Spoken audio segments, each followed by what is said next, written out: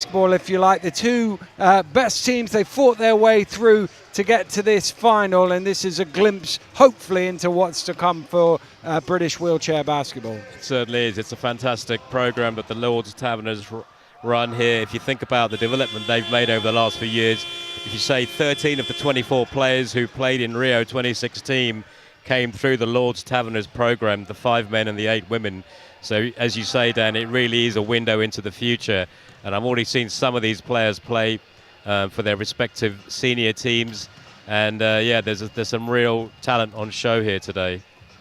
Well, we're hoping for a cracking game of basketball coming up. And I know that both coaches very excited to have their teams here and ready to play. And earlier I managed to catch up with the two coaches to see what their thoughts were ahead of today's game.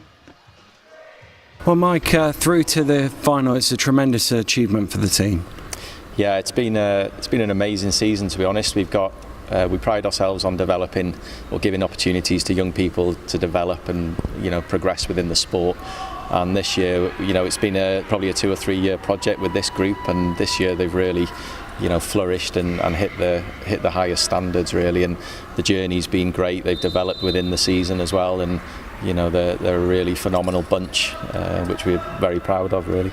And coming through the 8 games, there were some tense matches in that one. Yeah, definitely. In particular, the game against Wakefield, we played well, and Wakefield, great team, and we'd got a 10-point lead, but then we switched off a little bit, and bang, they were back. And then within the last 60 seconds or so, we were actually 2 down, and. But again, they've got this little steel amongst them, and they sort of kept doing the right things, making the right decisions, and turned it round and got the win. And that's the important thing. It's a 40-minute game. You've got to play right to the buzzer, particularly in a final like this. Yeah, and a lot of this group a couple of years ago were the last of the under-15s champions, and so they've been there. They've been to finals. They've been to tough games, and most of them have come through that and learned from those experiences. So yeah, they never know when they're beat, and they never lose their composure, really. So it's great. It's great credit. And what's your plan going into this final? Just to do the simple things well. We don't try and be too clever. We just try and keep working on what we work on and play to our strengths, and obviously respect the opposition and do our homework. And we know the opposition quite well. And I feel if we can, I think the teams are very well matched in terms of the lineups, and I think it's just going to be a shootout between the matchups, really, and who gets on top.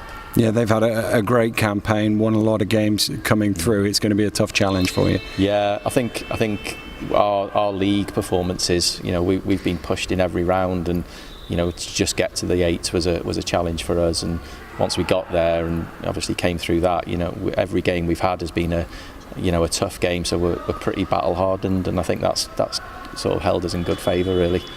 Well, good luck in the final. Thank you very much. Thank you.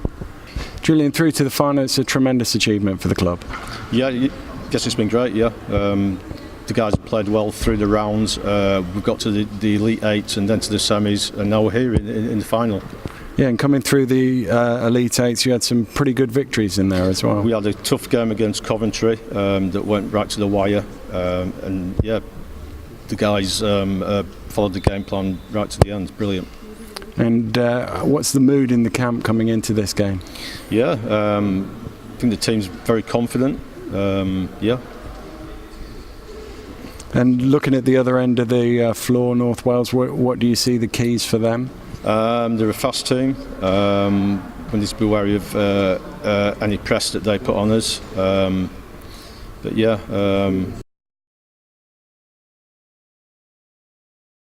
Before they get underway in this final, I imagine there'd be a few nerves out there for sure. They just want to get themselves off and started. And well, let's take a look at the 2 lineups for the game here today. Lancaster Spinners starting out first. That's their lineup, and they've had a cracking season so far.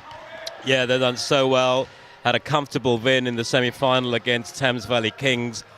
Players to look out for: number 14, James Beattie, smooth, silky player, always worth the price of admission. he led that semi-final with 32 points, 14 rebounds and 6 assists. But by no means their only quality player. Tyler Baines, look out for Tyler Baines. We were talking about the future of GB basketball. I expect to see that young man on the GB roster in the not too far future. And here is the lineup for the North Wales Knights. They've certainly brought a lot of fans with them. They'll be noisily cheering their team on. Yeah, again, they had a real squeaker against Wakefield Whirlwinds in their semi-final, which they managed to win 61-59. So really down to the wire in that one.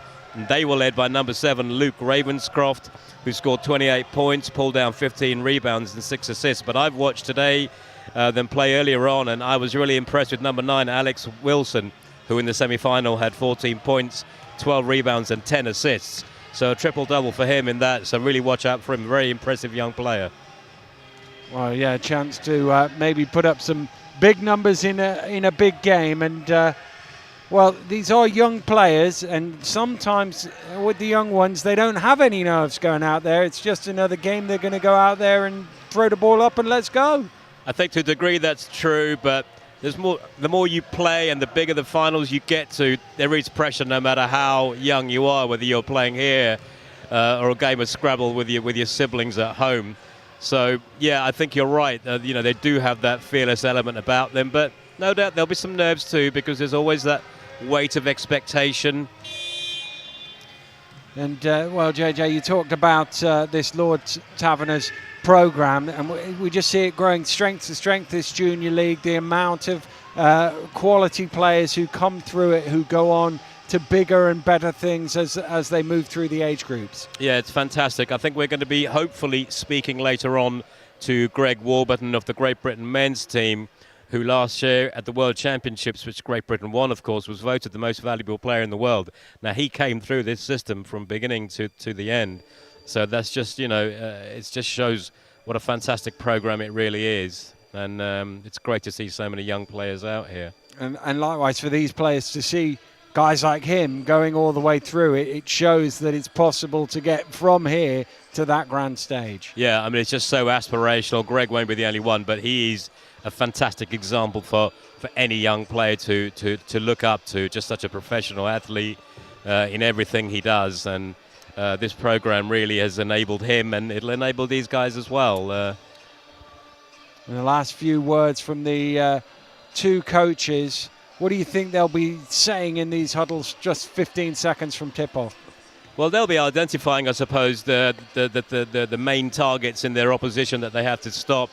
Lancaster Spinners will obviously be working hard on stopping James Beattie and Tyler Baines, and likewise Julian Mattison on the other side will be looking at the likes of Wilson and Ravenscroft and trying to stem the flow of points that comes from those guys.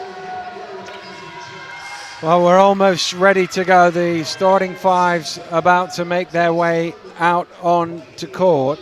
And for the Spinners, it will be Craddock, Doherty, Baines, Beattie and Liptrot who will begin the game. And up against those, Jones, Ravenscroft, Blease, Alexandru and Wilson, the starting five for the North Wales Knights.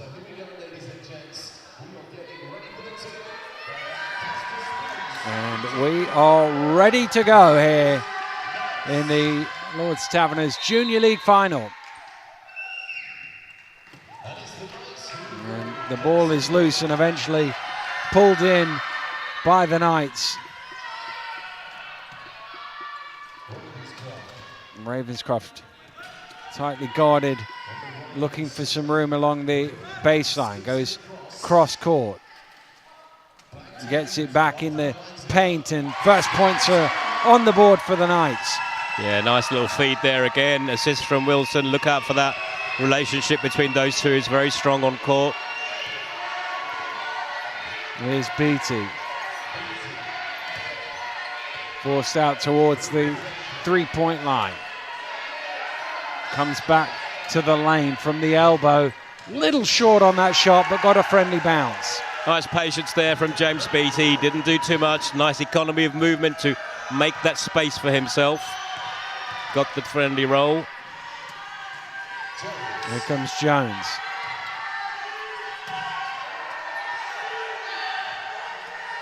Nice cut to the basket and a good finish from Alexandru. Yeah, really nice there. Defense obviously concentrating on Wilson and Ravenscroft, leaving space for the others. Beattie moves it on to Baines. Beattie. That one doesn't drop, and Ravenscroft pulls down the rebound. Chance here in transition for Wilson. Trying to get it to Jones, and there's going to be a foul there on Baines. He got bailed out there. That pass was a little bit short. Tyler Baines backed into his player there to intercept that pass.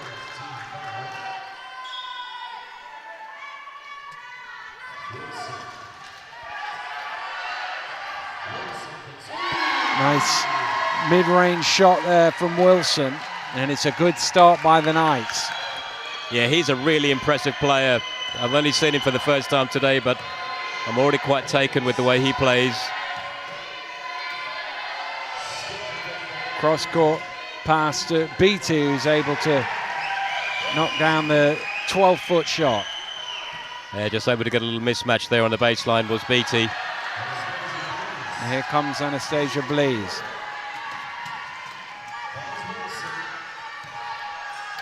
Oh, Wilson made the pass, but Baines wasn't looking. Chance down court. No good, and Ravenscroft with the rebound.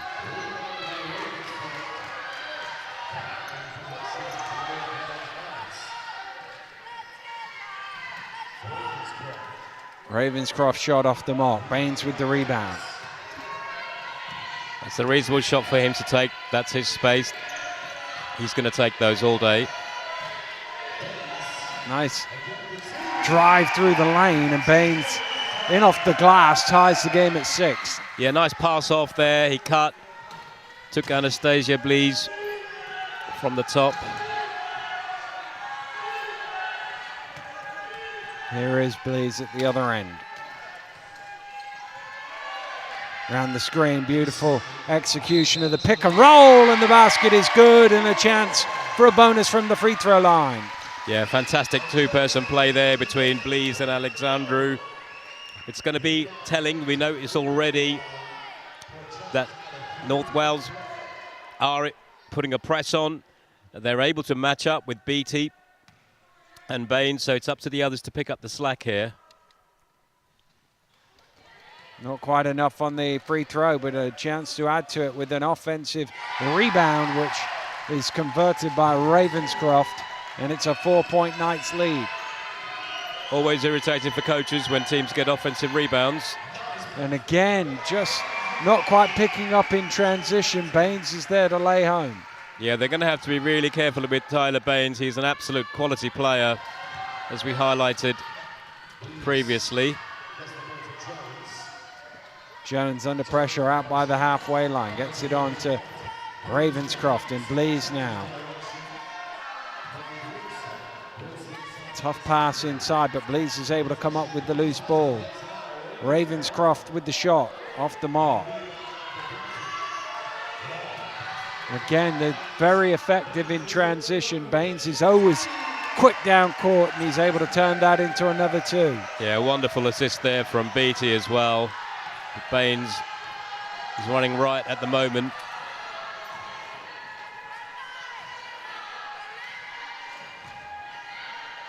Ravenscroft trying to get it to Blees. Was it deflected? No, it wasn't. Went straight out of bounds.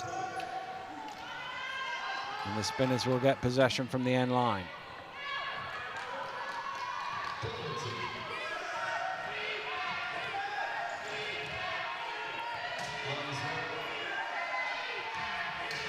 Doherty fires up off the back of the iron. Rebound Jones. Ravenscroft kicks it out in front.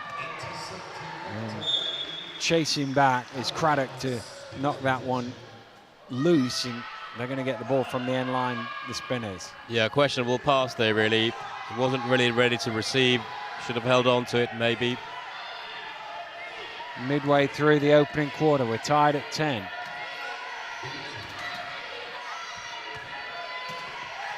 Beattie in the corner. Shot clock into single figures. Beattie's going to have to do something quick here.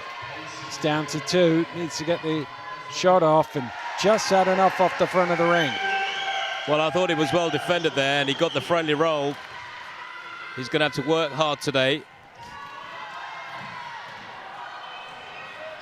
Jones, under pressure, is able to convert from 14 feet. Well, that's just what's required there. When Ravenscroft and Wilson aren't able to score, the others have to pick up the slack. They're more than capable. Great start to the game though, JJ. Points at either end, both teams coming out, firing. Yeah, it's end-to-end stuff.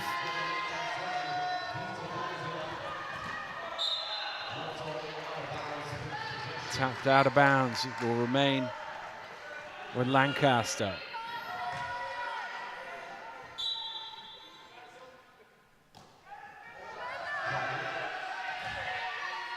Craddock hands over to Baines. Beattie now. Again, late in the shot clock. Off the mark, nearly an offensive rebound, but Ravenscroft throws it out quick down court. Wilson lays it in. Better pass that time. Yeah, much better that time. We'll let him off the first one, but there again you see the strong relationship between these two, Ravenscroft and Wilson.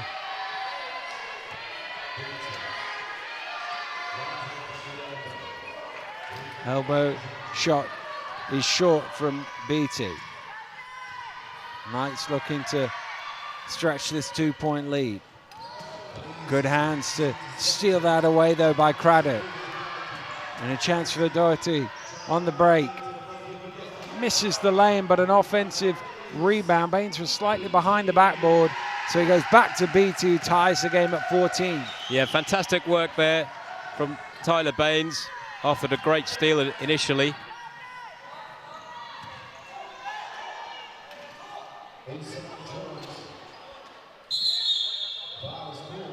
Foul is called.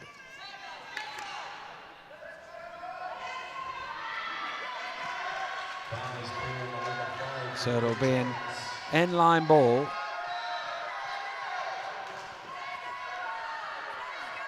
For the Spinners, tied at 14.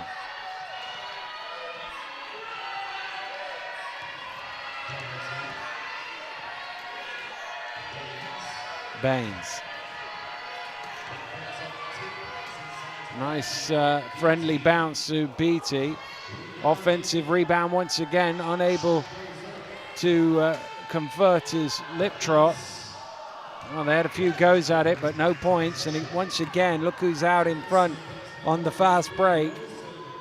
He's been doing that a lot here, Wilson. Not able to score that time, but they do keep possession. Yeah, good chasing back there from Tyler Baines. Just made him alter his angle, made that shot a little bit harder. Well, saved his team 2 points in the end. Baines unable to convert.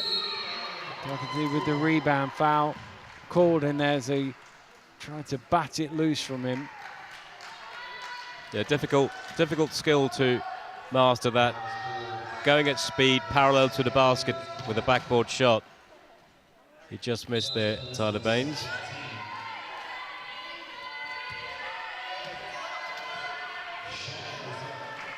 Hip trot shot off the mark.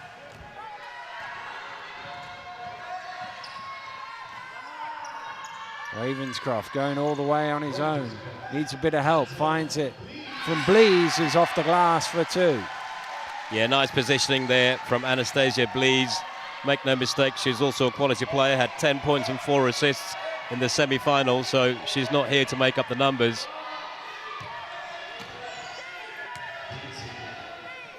Beattie gets past Blees along the baseline, gets a little too close, no help defense, he's able to score. Yeah, Blees did a good job. She came off her player to mark Beattie, and Jones was a little bit slow in getting down to that shot. Should have been there a lot quicker.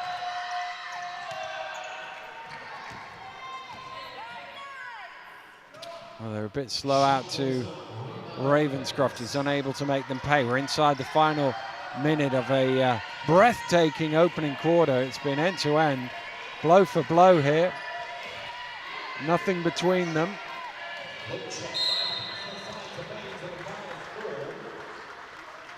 Baines draws the foul, and I think he'll shoot 2.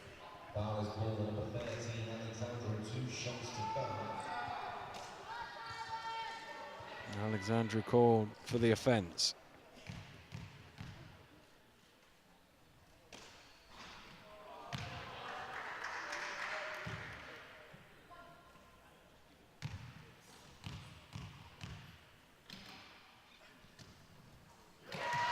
Second one is clean, and Lancaster lead by a point here with a couple of offenses left in this first quarter.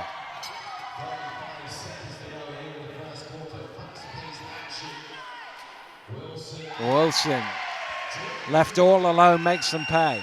Yeah, players like Wilson and Ravenscroft, they require hard jumps. I don't think you can hedge against them. You have to go out, given too much space and time that time. Shot clock is switched off. They can run this one right down to the first quarter buzzer. Nice pass, oh, it's just deflected away. He was open for a split second underneath there, Baines, but Knights are able to get it back. 6.3 to try and get down court and get one last score. The Welsh fans counting it down. He heaves from just inside his own half. Had the line on that one. Not quite the distance, though, and what a tremendous first quarter of basketball that is. Just 1 point between them. Yeah, really fantastic. What a game. I worry a little bit from Lancaster Spinners because so far the 17 points that they have been scored solely by Baines and Beattie. Now, I've got a feeling that over the course of the game, that North Wales are going to be able to match up with those two players and cut down the actual number of shots they're going to be able to take. So the other players in their team do have to come to the party. If you look at the scores, it's far more even spread scoring for North Wales. Yeah, the Spinners, Baines and Beattie are combined 8 for 15 shooting, and the rest of the team 0 for 5. And as you say, North Wales, all 5 of their starters on the score sheet in the opening quarter, led by Wilson 6. And Wilson's 6 have been transition points, so when they've got into the half court, lots of different people have touched the ball. Yeah, that's right. They look a bit more of an all-round team. Wilson is a quality player. He can score on the break. He's also hit he hit one good outside shot, didn't he, just before the break there. So they're really going to have to find a way, I think, over the course of the game, despite the fact it's only a 1 point game. So by no means over, but they have to find a way of bringing the other players onto the score sheet. Do Lancaster. Well, they certainly both come to play here in the final, that's for sure. They, right from the off, both going at it. And it's almost been basket for basket. There's been no real leads to speak of. No, that's right. It's just been end-to-end stuff.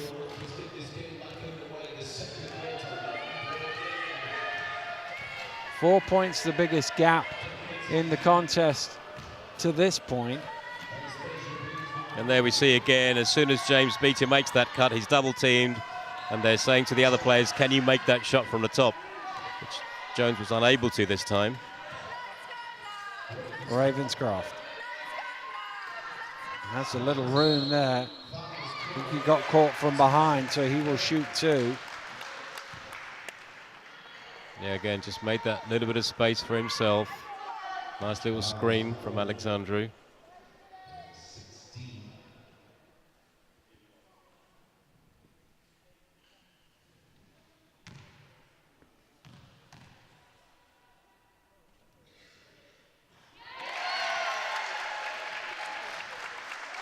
Well, the Knights captain makes the first from the free throw line. Offensive rebound from Wilson. Jones trying to come up with it. Loses it, but it falls straight to Ravenscroft, who's unable to convert.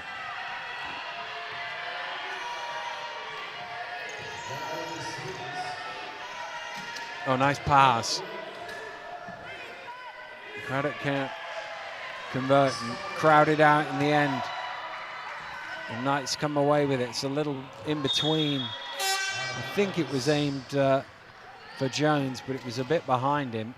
Yeah, he bisected the two there. But you saw in that last offense, this is what North Wales are going to be doing, I think, for the rest of this game. They're going to be asking questions of the rest of the players. They're going to say, we're going to play hard on Baines and on Beattie. What can you do? Branthwaite into the game for the first time for the Spinners. Beattie shot is off the mark, and once again Wilson out in front. This time he loses possession. And Beattie off the glass for two more. That's his favourite shot, James Beattie. Always looks for that rolling shot off the glass from the left-hand side. And for once he was open. 12 points now. He's the game's leading scorer. Jones off the back of the iron.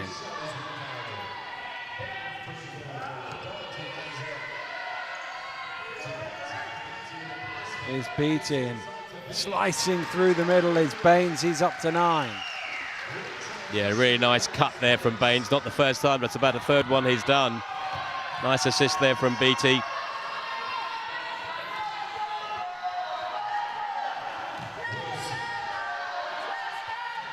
Wilson. That was a 14-foot shot from 13 feet there. It's one over the top. Nice pass again, Craddock in there. He's found a few little gaps in the defense at times, and he will go to the line for 2 free throws. Yeah, the gaps will definitely be there. The way they're being defended, with so much attention being drawn by Baines and Beattie. It's a question whether they can convert. Still only a 2-point game, though. It was Craddock trying to become the first player other than Baines and Beattie to get on the score sheet and not succeeding. Just a little bit short there with his free throws. Unusual, this team from North Wales in having 2 left-handed shooters, so there are slight adjustments you have to make defensively when you're playing position and deciding which way to send a player. Both Wilson and Ravenscroft are left-handers. Here comes Baines. Beattie. Beattie, good pass. And oh, give him a point. That went so far in and then bobbled out again. Yeah, they may want to think a little bit here about adjusting their defense, because what's happening is James Beattie's getting all the attention on the left, and they're leaving Baines to take Blease one-on-one, and he's going to do that every time. They might want to change their personnel a little bit. Long outlet pass to Baines. He's into double figures now too.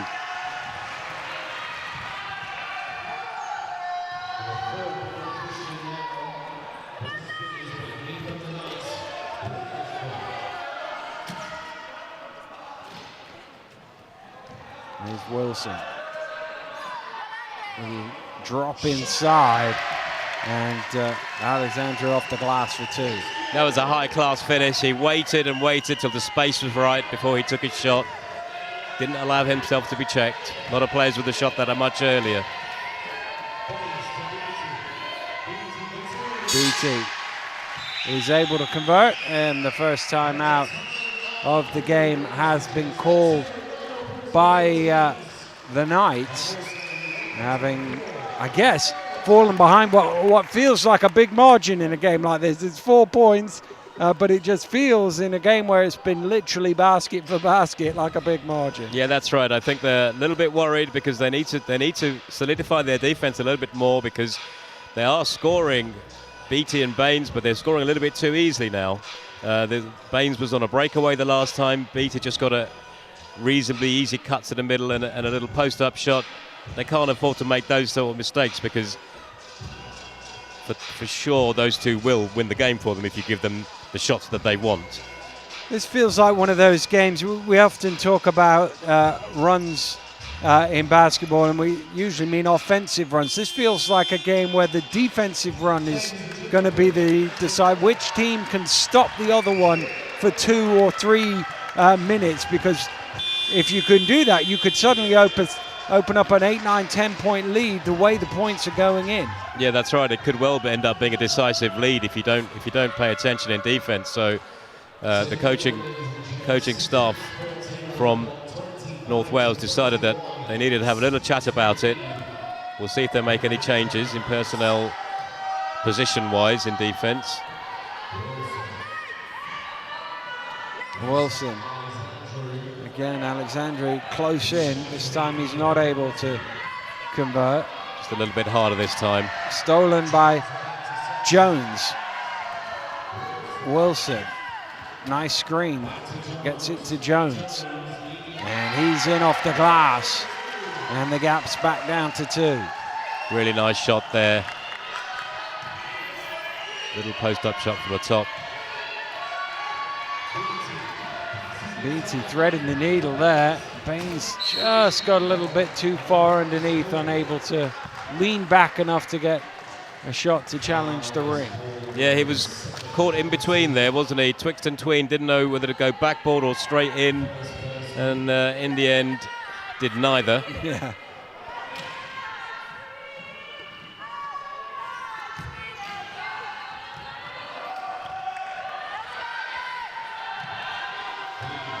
Anastasia Blees brings it forward, finds Wilson. Ravenscroft, front rims.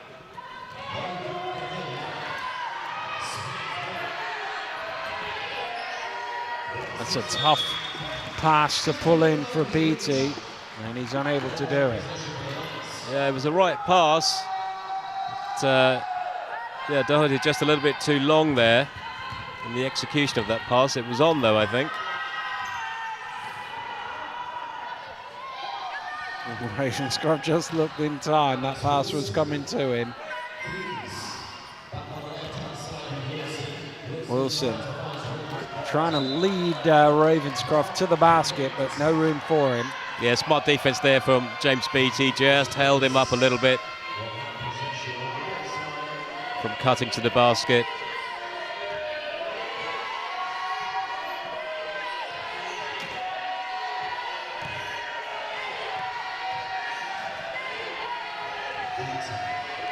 Here's Beattie to Baines. Doherty in there, he can't convert. Still just the 2 scorers in the game for the Spinners. Yeah, North Wales persevering with the tactic of double teaming whenever possible, whenever needed. Baines and Beattie making the others make it. Foul called off the ball. Ranthwaite just knocking Ravenscroft off his wheels.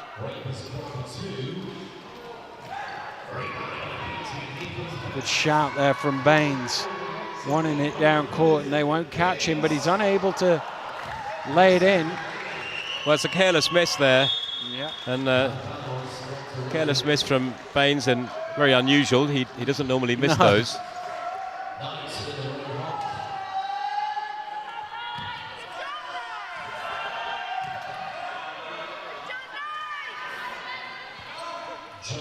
Jones shot might come all the way back out to him. It does. Over to Ravenscroft. Inside. Oh, Jones, he was almost taking off down court because he thought it was in, but it didn't drop. Yeah, we all thought that one was in, but just a little bit unforgiving there.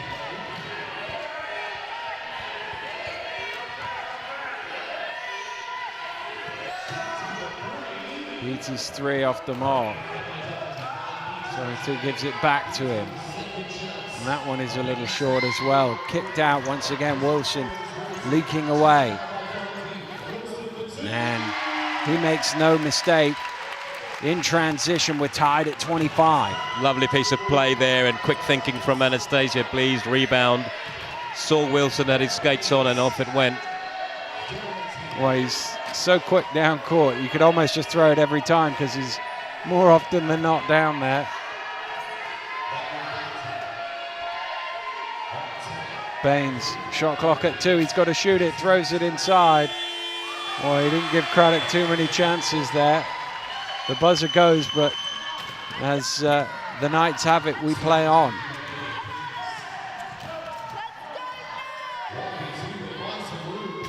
Blue shot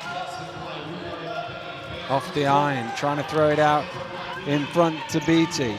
Beattie, Ravenscroft recovers well, but there we go, laid in. Craddock for 2, and finally somebody other than Baines or Beattie on the scoreboard. Yeah, let's hope this is the shape of things to come. I think they're certainly going to need that, as I said earlier on, over the course of the game. Other people need to chip in with 4 points, 6 points here and there.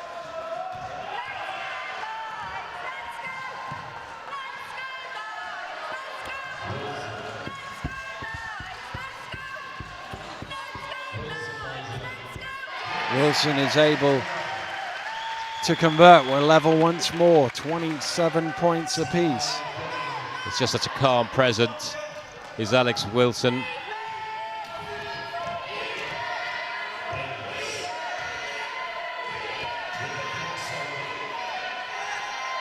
Well, that had some zip on it. Doherty's able to pull it in.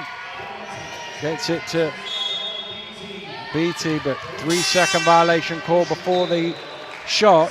So it'll be an end-line ball to the Knights. Yeah, good call there from referee.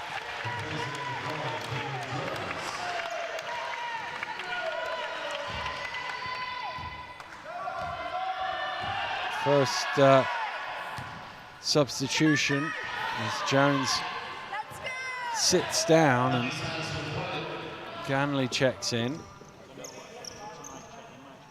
Got to go quick here because the shot clock is getting very low. They've got a long way to go. He's going to have to heave it from the halfway line. And it goes down as a 24-second violation or a missed shot out of bounds. Doesn't really matter, but actually it was the original deflection that caused that turnover. Yeah, a little bit unfortunate there that it went that far back.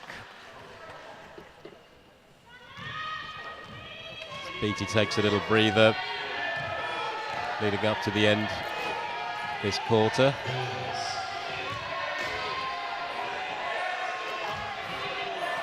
Baines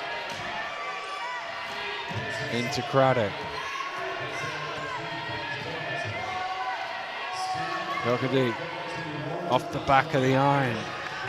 And once again Wilson looking for something in transition, finds Ravenscroft off the glass, a little too hard, trying to get his own rebound, and they will get a new shot clock. Yeah, good hustle there in defense by James Wolfe, who's just come on. Saved an offensive rebound.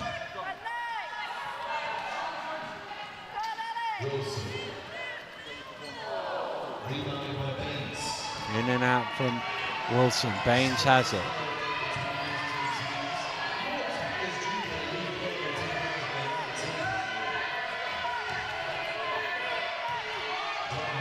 Doherty fires up the shot. He's not really had his shooting touch in this game yet.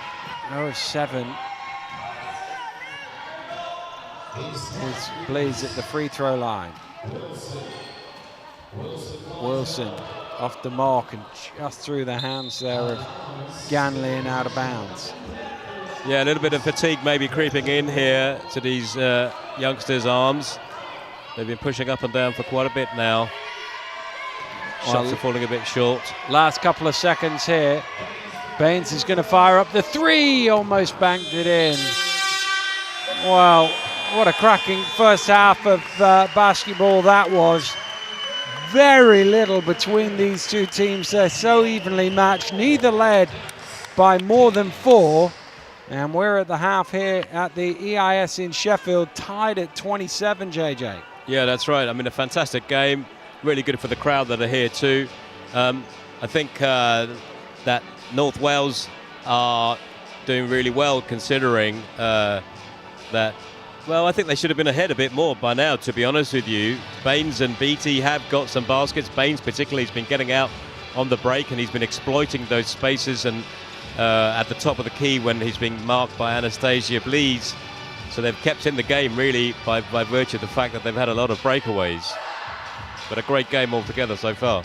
Well, it certainly is. Wilson with 10 points and Ravenscroft with 5 points. And I had a chance to catch up with those two before the game and have a conversation with them about their wheelchair basketball career so far.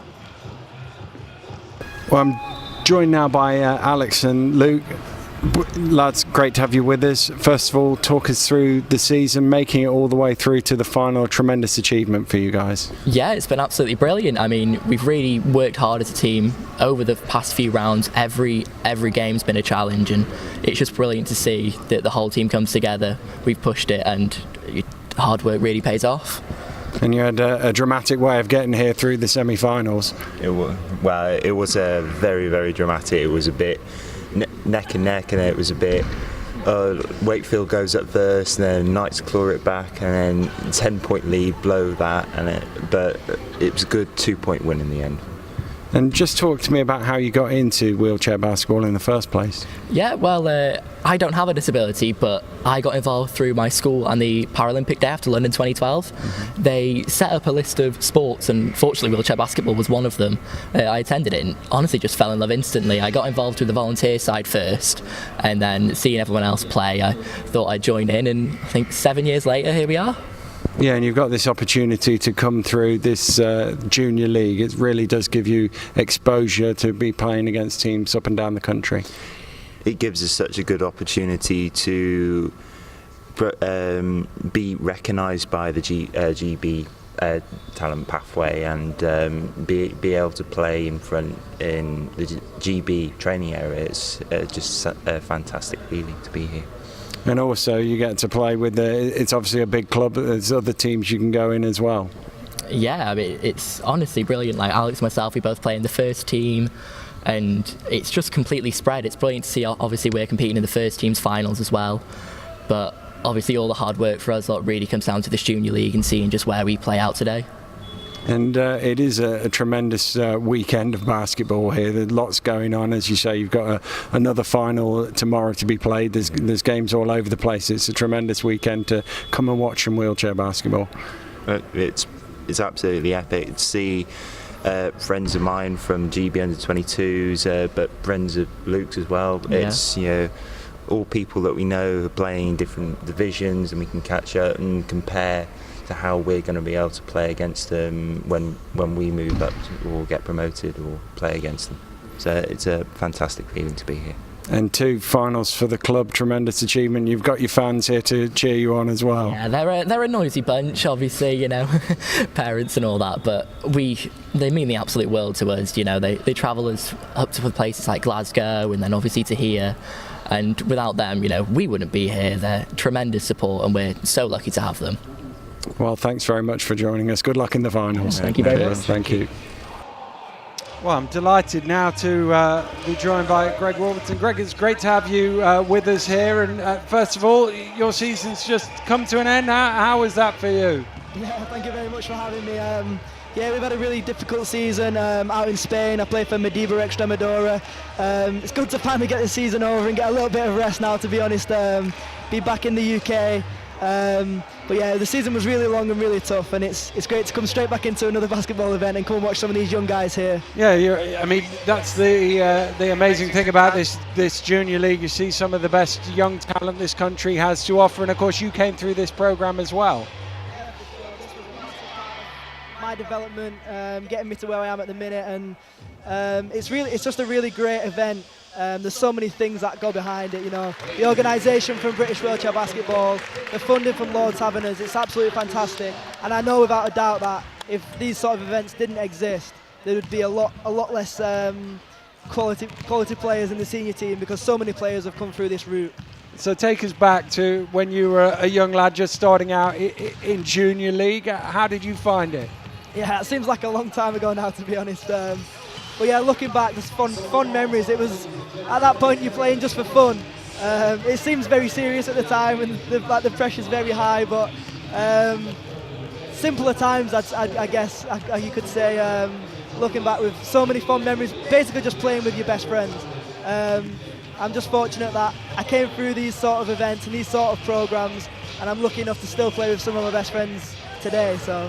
Well, that's the thing. So many of the GB Paralympic team came through this Junior League program. Yeah, exactly. Like you say, there's so many players right now from the men's and the women's teams in both programs that have come through events like this and other events funded by the Lord Taverners. So yeah, it's an integral part really of the GB senior teams and the whole GB program really. Without the events like this, the GB program would look a lot different in terms of the sort of players and the quality that we have. And of course you come to an event like this and support it, and they'll look there and see you and what you've achieved in your career, and now you're the inspirational role model for them. Yeah, I hope so. I'm not too sure how much of inspiration I'll be giving to some of these young guys, but I remember looking back at when I was playing in these sort of games. Whenever a GB player or an international player turned up, it was like a dream, like to meet your idol, I suppose. And I'm not sure I'm quite at that level, but I hope I can make a couple of people smile and just be here to speak to and give advice and tell them what's in the future for these sort of guys and girls. And that's one of the great things about, obviously we're focusing on this Junior League final, but one of the great things about these events, you get all of British wheelchair basketball together for a couple of days, and we see it from every level, from the people starting out down in the bottom of the divisions, the young kids coming through, and some of the old veterans as well. Yeah, for sure. These sort of weekends really are like getting all the family back together, like a family reunion. It's great to be here. One of the reasons I'm here is to see everyone and get that family feel that British wheelchair basketball has at the minute. So yeah, it's great to be here, and I wouldn't rather be anywhere else. And what have you made of the game, first of all? I mean, there's only been a 4-point lead either way, 27 all at half-time. It's been a cracking game. Yeah, pleasantly surprised actually. The level's really high. It really is a great standard. As you can see, 27 all at half-time. Some good young players with a lot of potential. A few of them that I've not really seen too much of before. So it's good to see them play for the first time, and you can just see the enjoyment in the guys and in some of the girls. It's fantastic to see. And then when the level's this high and it's really that competitive, it's great. Yeah, and you've seen it at one end of the floor, Beattie and Baines filling up the score sheet. They're doing all the scoring. The other end, a bit more diverse scoring, moving of the ball by the Knights. Yeah, definitely. Like you say, the spinners, my region, who I'm backing, relying a little bit at the minute on two of the scorers, heavily Baines and Beattie, to do most of the scoring, which there's no problem with that. If it's working, then stick with it. So if them guys are hot, stick with it. And then the Knights, I've had a real strong and fast development. I remember playing against most teams from Wales and that region when I was coming through, and they were a little bit sparse really. They never really had too much success at this level, and I think they've had a lot of hard times, so it's great to see them enjoying it and playing in a final like this. It's fantastic. And they've got some good players out there as well, and a tremendous support here. The Welsh fans have been very loud. Yeah, it's like an international game, isn't it? With the fans and the cheering and the booing. And that's only going to help these young guys, honestly. From my experience, this is just going to get them ready for the ones that go on to play international basketball or to go on to play at a higher level. Playing under this sort of environment is only going to help and aid them in the future. And the impressive thing is that they're so young out there, and yet we haven't seen any elements and nerves. Right from the start of the game, they were going blow for blow, end to end. Yeah, it was a really intense start. It's just crazy to see there's so many experienced heads out there, and you can tell the players, most of these players have played in these sort of tournaments so far, and it's evidently helping, and it's helping improve their confidence and getting them used to playing in this sort of environment, like I say. Well, thank you very much for joining us. I'm sure you'll enjoy the second half, and we've got another interview coming up for you that I managed to do earlier on today. Well, I'm joined now by Tyler and Callum. Lads, great to have you with us. Big final coming up. You guys must be excited. Yeah, I'm dead excited for this, yeah. Yeah, I'm really excited too. First one that's ever been live streamed that I've ever played in. And it's been a fantastic season for you. You seem to have won a whole host of games to get through to here. Yeah, we won nearly every game except how many was it? 2, I think. Yeah. 2 games we lost, yeah, but shouldn't have really lost them, I don't think. But We played really hard together and as a team, so we did win quite a few games like that. Yeah, and it's obviously coming through the Elite Eight. You did a really good job getting through, navigating through a difficult schedule. yeah, we had a tough Coventry side to beat. First game, that was a dead close game. I think we were down by 8 at one point, weren't we? And then we brought it back to like a draw, and then we won, but it was an hard game, that one. Yeah, very hard game. And you expecting more of the same here today? Yeah, expecting a really tough game today. Knights, they look really equipped with good players. And just give us a little insight into how you first joined the Spinners. What got you into wheelchair basketball? Well, I went to my first tournament was the Junior Championships, which that was a pretty big tournament at the time. I was only 11, and I got invited to just go and trial for that, and I got in, and then I've been playing ever since. So yeah. And what about yourself?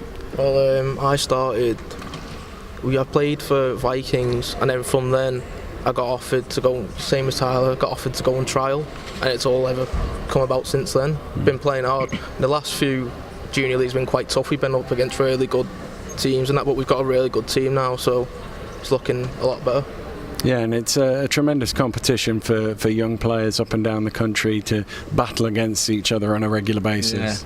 Yeah, it's good junior league because we're all like the similar age, so it's just like good playing. Some of them are your mates and stuff like that, so it's good just playing against people your own age and your mates and stuff like that. So yeah.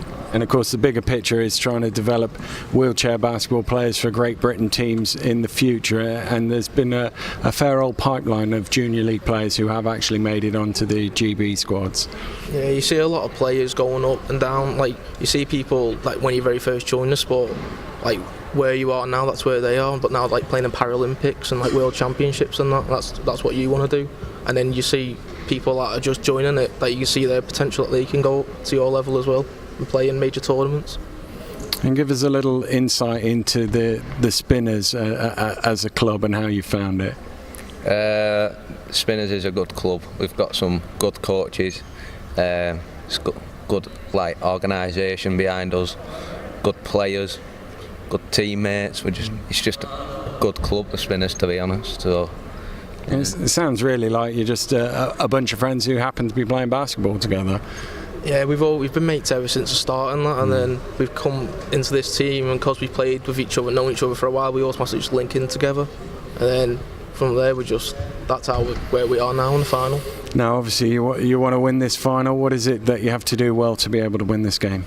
Well, I don't know really. Probably play well as a team. Play well as a team. Bit of speed. Obviously we all need to shoot well, clever. But yeah, clever, smart as well. So we just need to like fit together basically, all our teammates, like all. You've been the full tournament. Yeah. Just play like that. Yeah. Well, thanks for talking to us. Good luck in the final. Well. Cheers. Thank you. Thank you. Well, they were both very relaxed and calm ahead of today's game, and well, we've seen that at both ends of the floor. There's been some tremendous action out there, tied at 27. It feels like this is a bit of a coin toss game. It's whoever scores last is going to win. Yeah, it's absolutely on a knife edge, and we can only hope that it carries on in that vein. And put you in the coaching circles over there, what would you be saying to the two teams going out?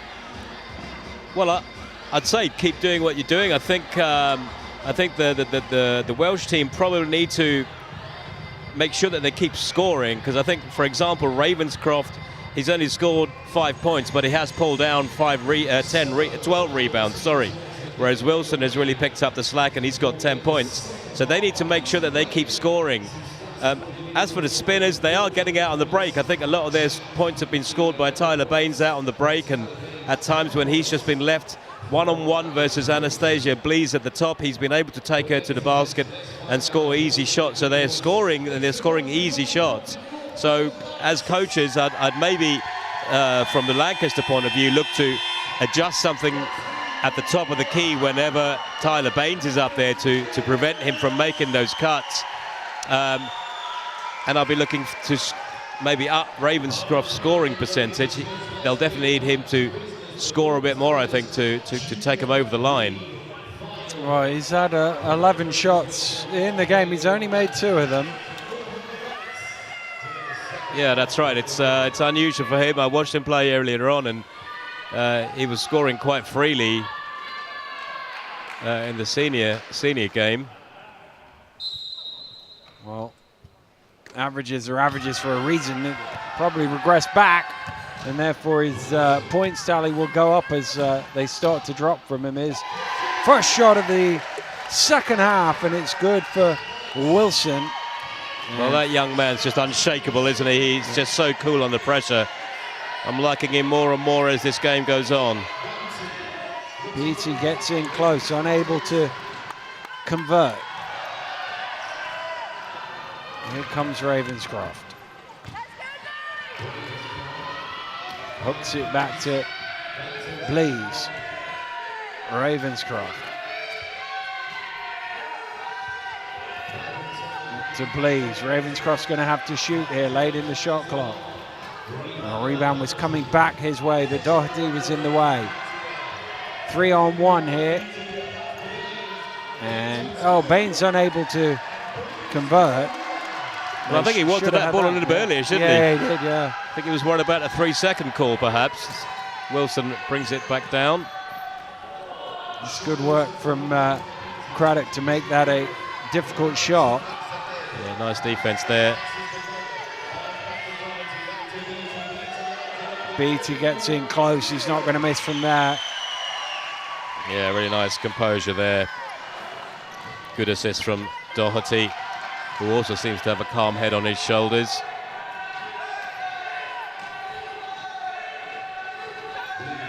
Blees at the free throw line. Round to Wilson. Foul is called before the shot. Well, they gave him a bit too much space at the back there to drive. The way he's playing, that needs to be a hard jump, and it probably needed to be James Beattie on that occasion. Ravenscroft lining one up, and there's his first points of the second half. Well, for me, that's lazy defense. They know who he is. They know what he can do. Give him space and time, and you pay the price.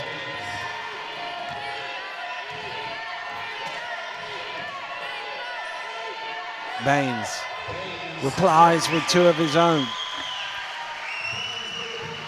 Nice there from Tyler Baines, just pulled up.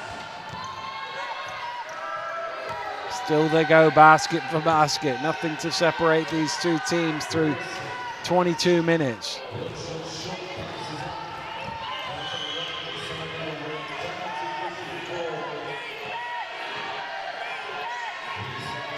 Had to reach back there, Baines, to pull that one in, but Long Arms was able to claw it in, and good for 2. Yeah, really good there from Baines. Had to reach behind him, didn't he, to drag that back in again. Ravenscroft off the back of the iron. Can Wilson beat the ball to the corner? Yes, he can, but throws it away straight to English, and a chance out on the break. Oh, just for a second there, it looked like Baines' finger roll was going to come back out. Yeah, that's been a theme throughout this game, that Tyler Baines is exploiting the speed or the less speed of Anastasia Blees at both ends of the court. It's getting out on the break.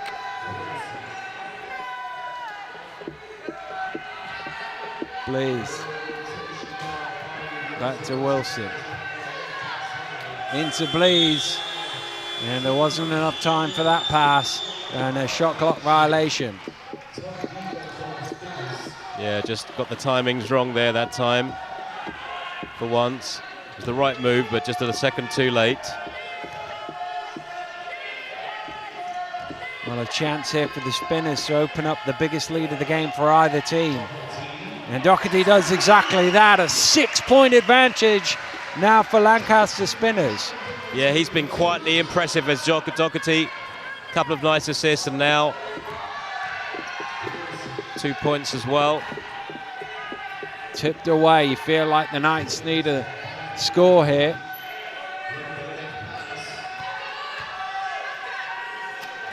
Lobbed into Ravenscroft by Ganley. He can't score it. 2 attempts, and Baines comes down with the rebound.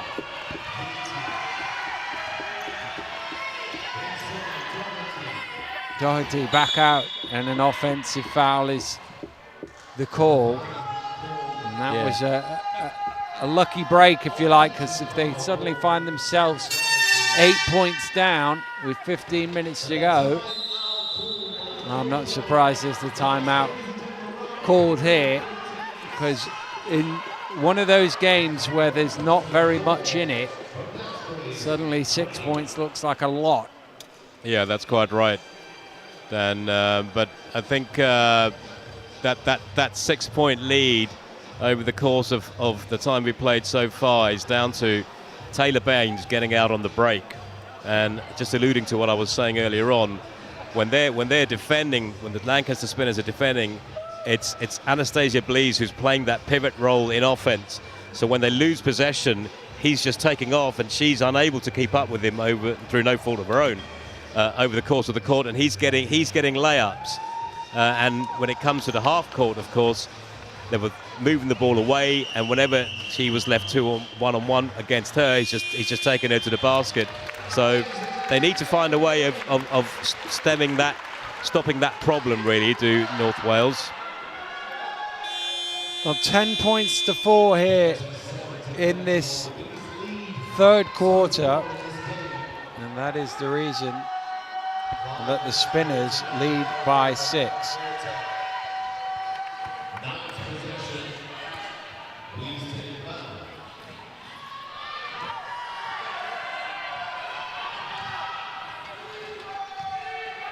Here's Blease.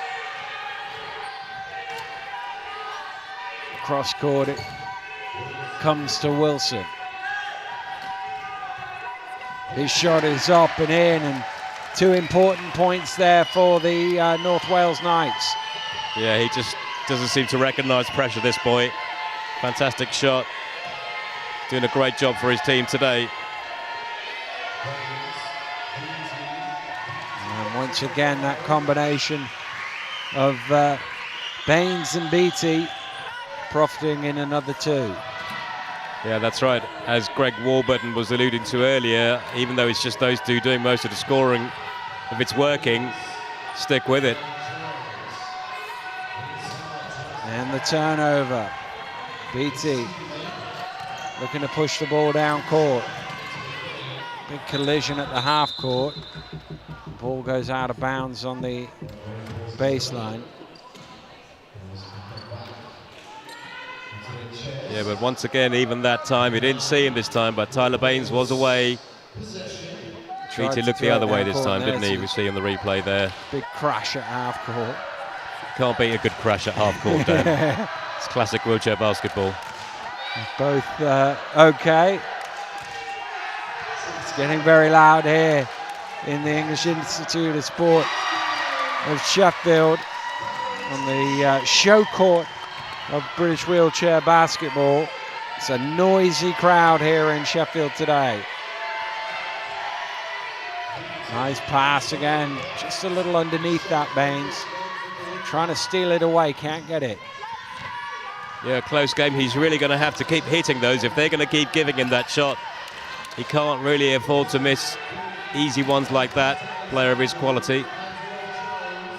Alexandria drops it back to Jones. Jones knocks that ball loose.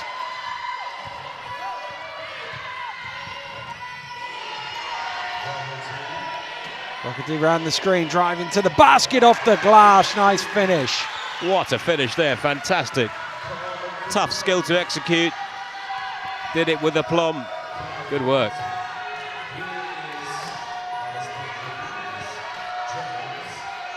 Jones thinks about the shot, comes cross court to Wilson instead on the 2-man game. Blease at the free throw line, down to 3. Wilson's shot just has enough to bobble in over the front of the ring.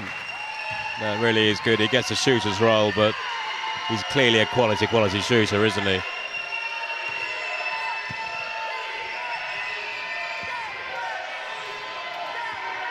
Nice pass, cut to the basket, foul is called, basket is good, and a 3-point play opportunity for Beatty.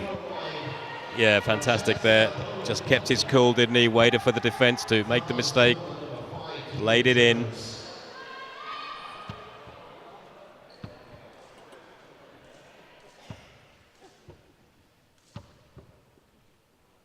Jones called for his first foul.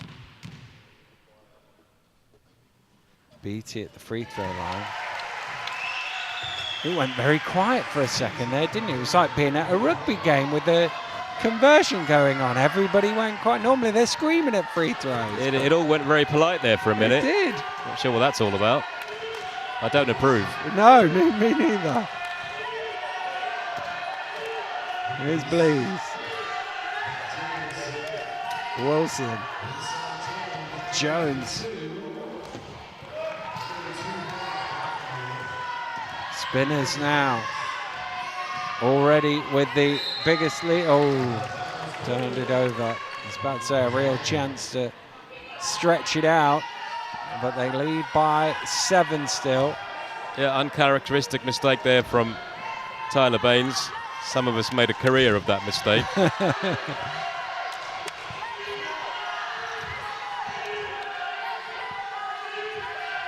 Well, the Knights need a response here in the last couple of minutes of this third quarter. Oh, that's a great catch there from Truncheon. The pass was a long way away from him. Shot clock being counted down by the Welsh fans, but their side can't convert. Yeah, good defense there from Lancaster. That's the first speculative shot that Wilson's had to take in the whole game. Tough pass. And just too far out. A little tap of the chest there from Beatty. Yeah, he's unhappy. Tough pass, but player of his quality should have made it.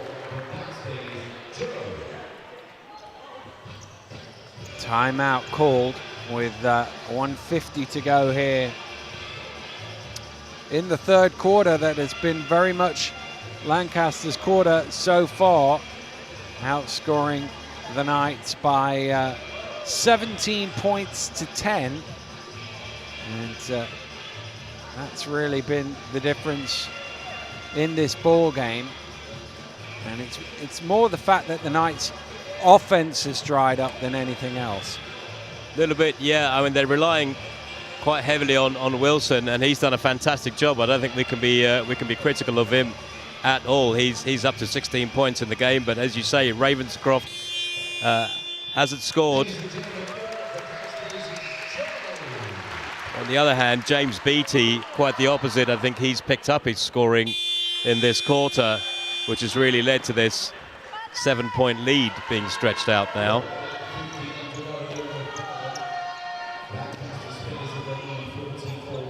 Teams making their way back on court. Last out was Wilson. He looked like he was getting his thumb taped up, whether he's got a little cut from all his chair work.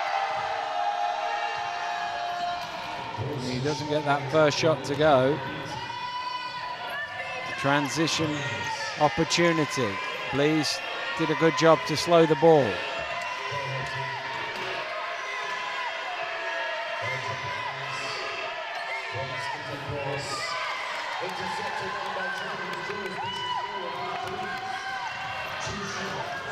Here's Truncheon driving in under all sorts of pressure. Rebound Wilson, and he puts some much needed points on the board for his team.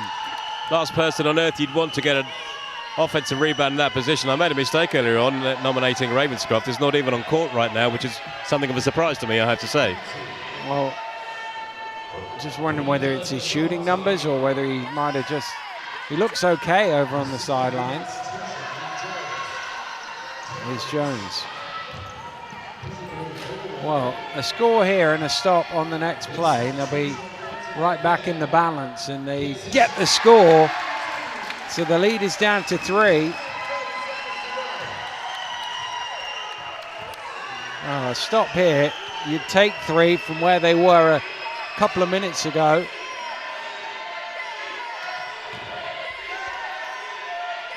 Certainly re-energized those with the Welsh flag. Screaming defense. Baines fires up the 3 off the back of the iron. Blease with the rebound. A chance maybe with 5 seconds left to quickly get one. Jones throws it with the potential to tie, but well, that was for about 8.5, 9 minutes Lancaster's quarter, but just in the last 90 seconds or so, the Knights have closed the gap back down to 3. Yeah, their bench players have come on and done a decent job, haven't they? They've done a good job in just doing a holding job. I need to check on Ravenscroft's foul situation, because other than that, I can't think why he may not be on court right now. He's only got 2 fouls. Well, there you go. Surprise, but I guess these guys know what they're doing.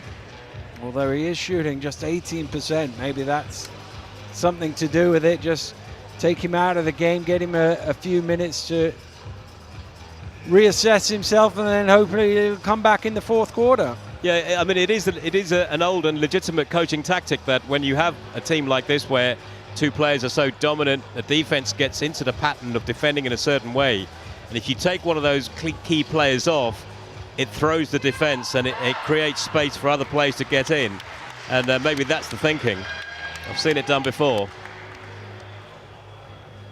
Well, it doesn't look like he's coming out at the start of the 4th quarter. I mean, having said all that, 18% is quite telling, isn't it? Yeah, it is, yeah.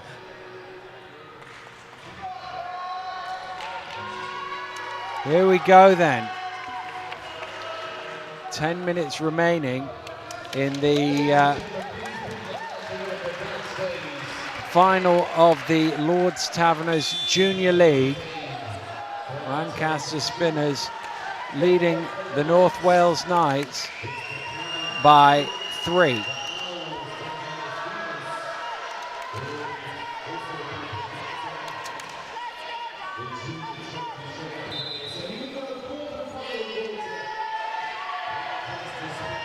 Spinners with the opening possession of the 4th quarter. Good hands to steal it away.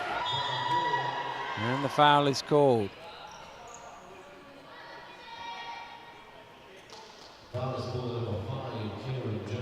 Kieran Jones has been called for it. His 3rd.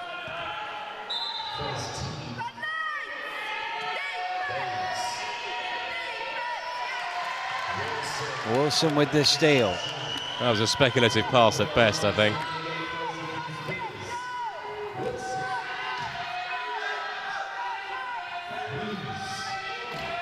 Here's Wilson. He hits once again. Up to 20 now for him, and it's a 1-point game. Yeah, back down to 1 point. What a great job by Alex Wilson. With the absence of Ravenscroft, you'd have thought that the Spinners should do a better job really on Alex Wilson. In and out with an offensive rebound from Beaton. Able to get the Spinners on the board. Well, this could turn out to be a classic, Dan. Going down to the wire. Certainly feels like it still. Will come down to who makes the final couple of plays. And here's a man who's been making plenty of them. He can't convert that one though, Wilson. 3-on-1, Blease the only one back, trying her best to make it difficult, and she does enough. But an offensive rebound, Beatty's underneath the ring, he still has it. And he goes the more orthodox way around the 2nd attempt. Yeah, really great work there from James Beattie. Just went through his catalogue of shots and decided on that one in the end.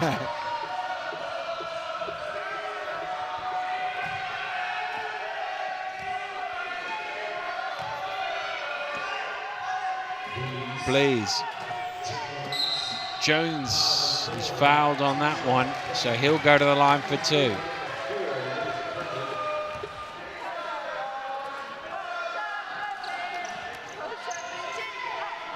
Now Ravenscroft looks like he's getting ready to come back into the game.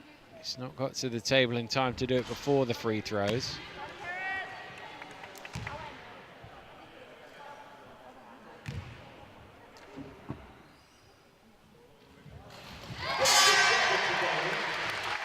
Second one is good.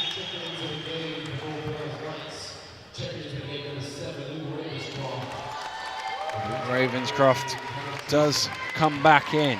It's a 4-point deficit for his team with just over 8 minutes to play in the ball game. Yeah, a lot of time to go, but fascinating game. Ball is loose. Ravenscroft has it. Gets it back to Wilson. Over to Ravenscroft. Well, there you go, looking to make up for lost time. 2 points straight away. A lot of friendly shooters' roles in today's game, I seem to remember. They all count. And that one has cut the gap to 2. Lobbed inside, almost stolen away.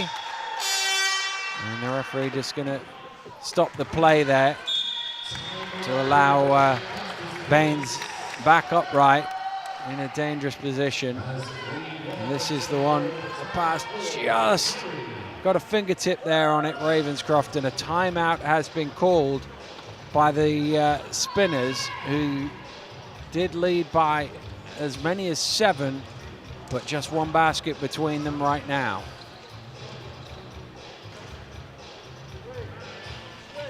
Yeah, I wouldn't want to really make a call on who might win this game because both teams are playing very well. I'm pleasantly surprised by the standard of play here. There's obviously a few mistakes, but that happens at the highest level. These teams look really well prepared, and even what I'm impressed with is the fact that bench players come on. They all know their role, and they're executing it really well. So, and both teams are playing to their strengths and doing such a good job. Well, we talked about Ravenscroft when he wasn't on, but Trishon, who came on for him, 4 points, 2 of 2 shooting, gave them some good minutes. Yeah, really good minutes. He did some good things in there, in his little cameo appearance there. Wow. North Wales Knights looking to potentially tie the game here. Ball's batted away, but Blease is able to rescue it. Wilson, oh, just a little bit too far in front of Alexandru there. And the Spinners in transition, going down, no whistle coming, so that's allowed a break the other way. Alexandru, again, the pass was, he's had a few passes come his way which have been tough to handle, and that's a held ball, so possession arrow means the Welsh side keep it. Yeah, that's right. I mean, it would have been far better there, Jones, to actually hold the ball and engage the defender, which would have given Alexandru time to get a better angle to the basket instead of having to catch it and then adjust. Great 2 points there again from Alex Wilson, needless to say. And we are level once more, 48 points apiece. Well, these two teams just going blow for blow here, as they have done all the way through. Pulled in by Blease. It's been a while since the Knights have been in front, but a chance to get there now.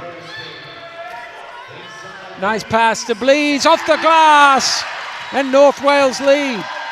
Really great play there from Alex Wilson, but such a calm finish there by Anastasia Blease. Doesn't get many shots, but she knows that every one that she does get counts, and man, did she make that count.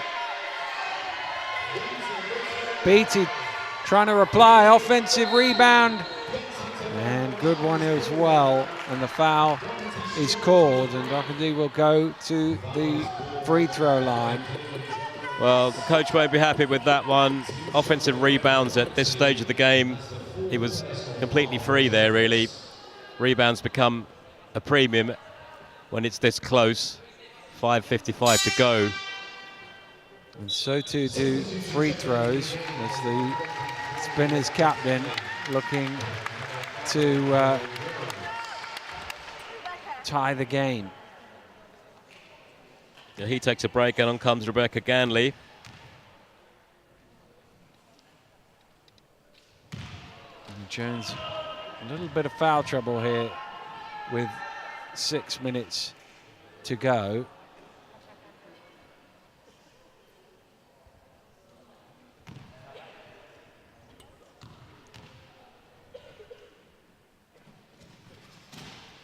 Ooh, off Off the back of the iron, but another offensive rebound. And they'll get it again, so... Well, no, actually, it must have came off a spinner's chair last because it's a Wales ball, and you get 3 opportunities like that, you have to take one of them.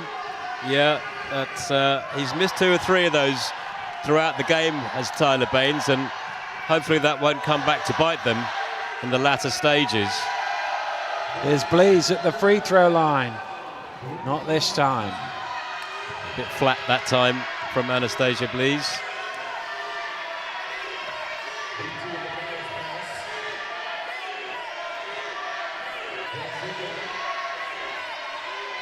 And it goes to Doherty. His shot is good. Ties it at 50. He's had a very good game quietly, has Doherty. Just done all the little things that teams need to be done.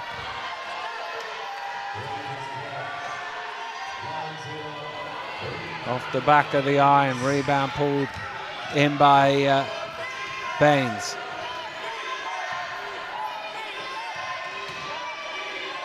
Baines passes a little bit high, but Beatty's able to get it, and he's fouled.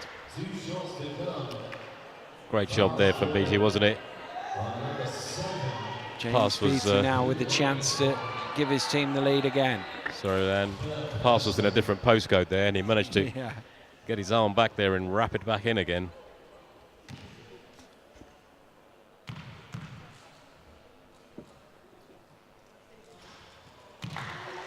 Well,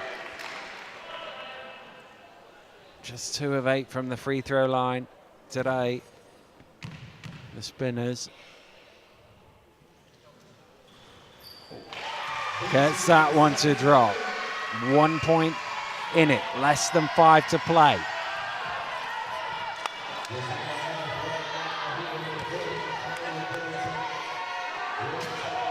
Ravenscroft all string, puts the Knights back in front. Yeah, for once they didn't jump him quickly enough. Makes them pay from his favourite spot.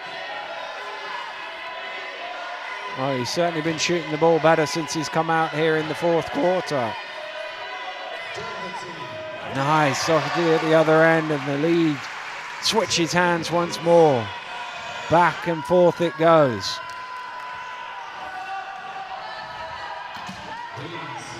Leads down to Ravenscroft.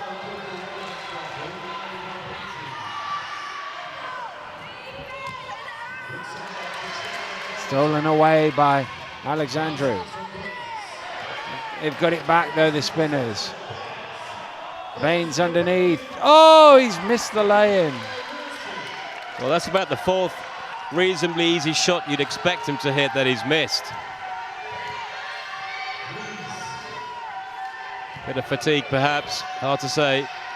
Bit of pressure. Nice pass. Ganley's in there. The basket will count. What a great piece of play there from Anastasia Blees. Just held her position, read the play really well, saw who was free and read it perfectly with the pass. Nice finish by Ganley. Rebecca Ganley's first points of the ball game, but it's an important 2 and a chance to make it 3.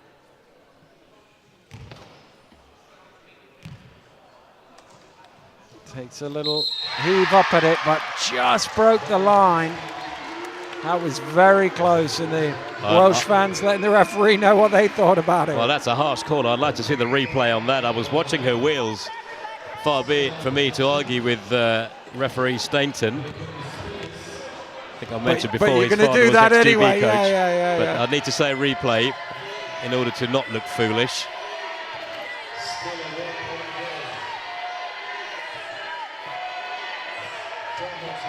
Doherty, big shot, rims out. Alexandra, oh, he got a lucky bounce. It came right back to him. Here's Blees. Ganley ahead of her, goes to Wilson. Ganley's open underneath. If they see her, they do. Just couldn't get that one to drop. No, a little bit harder than the last shot she had to make. She was shooting slightly. Here you go. Here we go. Let's have a look at this free throw. Now, I've got to say that's an awful call by young Stainton, and I'll be telling them about that later on. It's harsh call. And it might matter in a 1-point game. In off the glass. The Spinners are ahead. Yeah, Taylor Baines makes up for his previous misses. Wilson just had enough to get that pass to Ravenscroft. Knights lead. Well, Ravenscroft's going to be very happy, even with 2 defenders on him, because they're so much shorter than him. They're getting the ball every time. He's going to have that mismatch. Well, offensive foul, the call. And every stop is crucial at this time of the game. Off goes Ganley. Really good job she did for the short time she was on court. Came up with that big bucket when they needed it. And Jones, who's on 4 fouls, comes back out for the last 2 minutes of the ball game. Well, I say last 2 minutes, overtime a distinct possibility here. Here is Jones. Can't get that first shot to go. We're inside the final 2. It's a 1-point game. We've been saying all the way through, whoever scores last might be the winner. And it's looking more and more like that. Tough shot. Oh, in and out, but another offensive rebound, and it's converted by Beattie. Well, at the death, they've got 2 or 3 crucial offensive rebounds of the Spinners, which could prove telling in the end, but still only a 1-point game. Wilson.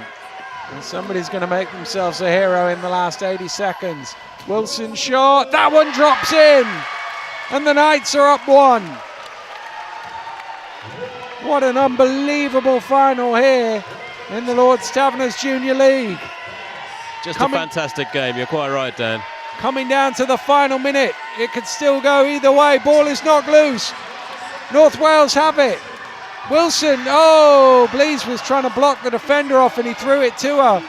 And instead of a fast break one way, it's a fast break the other. Ravenscroft has the foul come his way. 47.5 seconds to go. The Knights with the 1-point lead and the ball.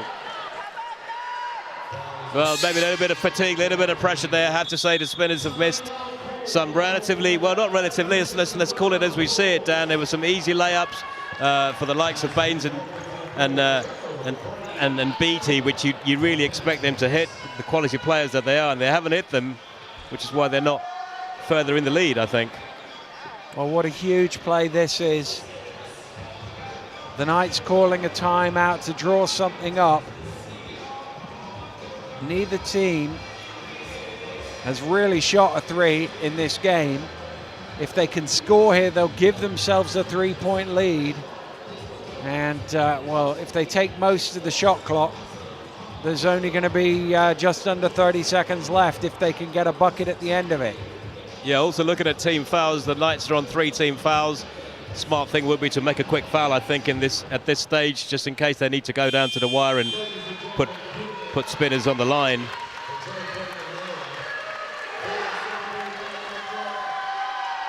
Well, interesting decision here. They've advanced the ball to the front court, which means there's only 14 seconds on the shot clock. And of course, when you have the lead, you want more time on the shot clock. But they're going to take that gamble for a good play. So 14 seconds on the shot clock, 47 seconds on the game clock. Round it goes to Ravenscroft. Inside, Alexandru cutting to the basket, lays it in. 36 seconds to go, it's a 3-point Knights lead. What a game Alexandru has had. Oh, he's fouled out. Trying to stop in transition there, Jones. Has just fouled out of the game with 32 seconds to go. Well, it was the right thing to do, I think. Midcourt foul against James Beattie on the run. They probably would have got a layup at the end of it had he not made that foul, but shame. But 32 seconds, he's done his job, I think. Well, assuming we don't go to overtime. That was the 4th, so it will be possession of the ball from the backcourt. They've got to go relatively quick here unless they can get a 3. Baines. Oh, Beatty's lost it. He's got it back again. Oh, it's thrown up in the air. It might be a turnover. Ball is loose. Who has it? Oh, it's through Ravenscroft's hands. 17.7 left. Trailing by 3. Timeout has been called here by Coach Mattison. And with only 17.7 left, they need a quick score. It doesn't have to be a 3. There's still enough time to get a couple of possessions out of this with the foul situation the way it is. But they need something quick here, JJ. Well, the Spinners, they don't really need to score. They don't need to shoot. Oh, sorry, my mistake. Yeah. They do. They absolutely do. Yeah, you're quite right. My mistake. They do need a quick one. We'll see what it turns out. I mean, I don't know who they're going to get to give it to Beatty, give it to Baines, how they're going to play this one out. Well, they could try and tie it with the 3, but that's only a good option if it goes in, isn't it? Whatever happens, they can't take all 10 seconds of this shot clock. No, definitely not. They might have to make a quick foul afterwards as well. Yeah. Yeah, I guess if it's a 3, it's a 3. Play for overtime, but if they score a 2, they'll need a quick foul afterwards. Yeah. Sorry about that, Dan. I was lost in the game there. I was completely lost who was going where. Here we go then. Spinners must score here. It's lobbed back out to Beatty. Is he going to try the 3 to tie it? He's going to have to shoot. The shot clock's going to expire. Oh, he didn't get it off in time. The worst of all worlds. No shot and a shot clock violation. Well, they opted for a single screen for him to shoot behind, and maybe a double screen might have been better. Have 2 people blocking it consecutively. Well, I'm assuming now the Knights with 6.9 will definitely advance the ball into the front court, because that way if you turn the ball over they still have to make it down court. But I would imagine, I know if I was the coach here, I'd say whoever's inbounding the ball, find a teammate, and whoever's catching the ball, hang on to it, don't let them steal it away. Foul is coming. Sound advice. Obviously I think the smart thing here would be to have neither Ravenscroft nor Wilson inbounding the ball. You want them to be receivers. They're the ones that you want in with the ball in their hands if the foul comes. Let's see how it plays out. Well, get the ball in and find a teammate. That's goal number 1. And it's Blees who's going to come over to inbound, and everybody right up close. Alexandria's wide open, by the way. I don't think they've seen him, the Spinners. Blees has, surely, throw it. Oh, they're going straight to, I would have thrown it to the open player down in the corner, no? You'd have wasted 4 seconds before they got there. But they are going to send... Well, that was like a rugby line out, yeah, wasn't it? Was. It really? Yeah, it was. Wilson at the free throw line. One free throw, all but wins it.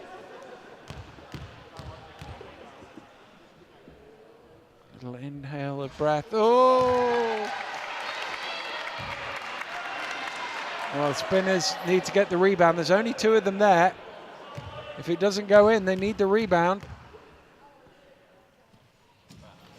Oh, he's missed them both. BT has the rebound. It's down court. There's 3 seconds left. They're going to have to shoot it on the buzzer for overtime. Oh, so close. But it's the Knights who celebrate. What a tremendous game. It came down to the very last. And North Wales Knights have just edged this by 3. I think deserved winners. I think at the death, the Spinners probably missed a couple of tricks there, especially with the three-point shot that they tried. They probably missed a few easy shots overall throughout the game, and I think overall, I think the Knights deserve to win it, especially such a star performance from Alex Wilson, who I thought was the player of the match.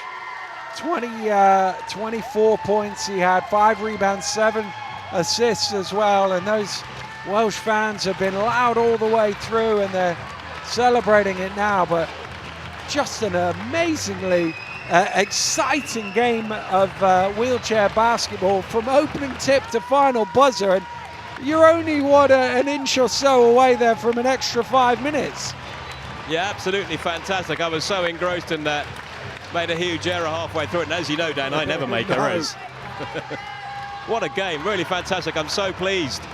This is the first junior final I've seen, and I've been so pleasantly surprised at the standard of both these teams, really. I mean, it's unfortunate for the Spinners. I mean, they put up a really good fight and a really good team, but what a great overall standard. Yeah, obviously, you know, this is the moment where those Welsh fans and those Welsh players out there will enjoy, and for the Spinners, well, they've had a fantastic season. First off, they've played tremendously well all the way through and gave it everything they had here in this final. And you know, we said it probably comes down to who scores last, and essentially it did. Yeah, I mean, this is let's make no mistake here, this is a physically demanding league that these players are playing in. They're junior players, they're playing in a physically demanding league, the format of which is a tournament format, so you play 2-3 games over a weekend, and that takes it out of you, and they've done that, got to the Elite Eight, and these two teams have made it through to the final, and what a great show they put on for us and for their fans. Well, yeah, it has been, for the neutrals in the house, a fantastic game of basketball, and for those who were rooting for one side or another, I imagine it's pretty draining for those fans up there. And the just lining up now for the presentation party, but that was as good a final as you could have hoped for, really. I mean, you always come to these games and you think, oh, let's hope it comes down to the last shot. We have a great one back and forth all the way through. You couldn't have asked for any more from these two teams. Yeah, I think were I writing it as a script, that's a script I would have written. Just a fantastic game, and they've all played their part, haven't they, for the North Wales teams? You know, let's forget about the stars for a minute, Ravenscroft and Wilson. I thought Anastasia Blees did a great job, and all the others who came on, Sean came on and did a really, really good job as well. Yeah, Blees with 11 assists to go with her 7 rebounds and 4 points, played the full 40 minutes. And to hear Jack, the MC in the house, just getting the fans applauding both sets of teams for what was a super game of basketball. And we're going to have the presentations right now, and I think it'll be the runners-up Lancaster Spinners who will get their first medals first.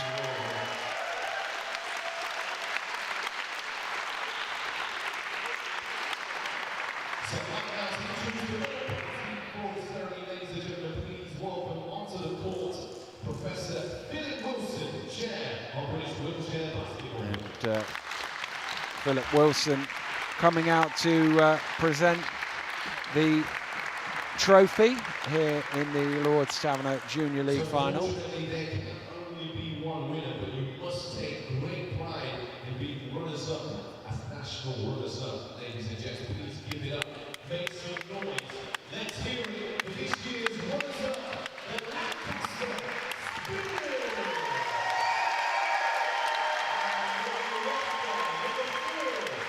Big appreciation for the runners-up as they now come up and get their medals, and it's that moment of disappointment now, but at some point you reflect back on what has been a good season and what was a really good final, and you know, some days it's just not your day.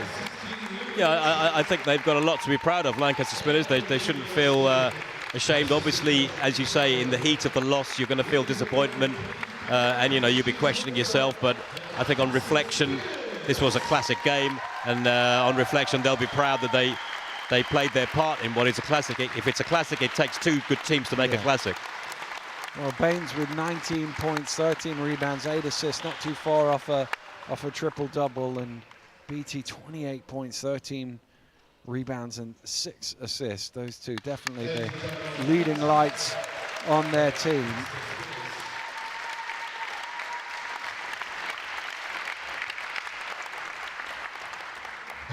Ladies and gentlemen, your Lord Tigers Junior National League 2019 champions. Let's hear it. Make some noise. Now, North Wales Knights, there's a few nods on the, almost in disbelief from one or two of the players as they go up, and well, they all played some part in this one.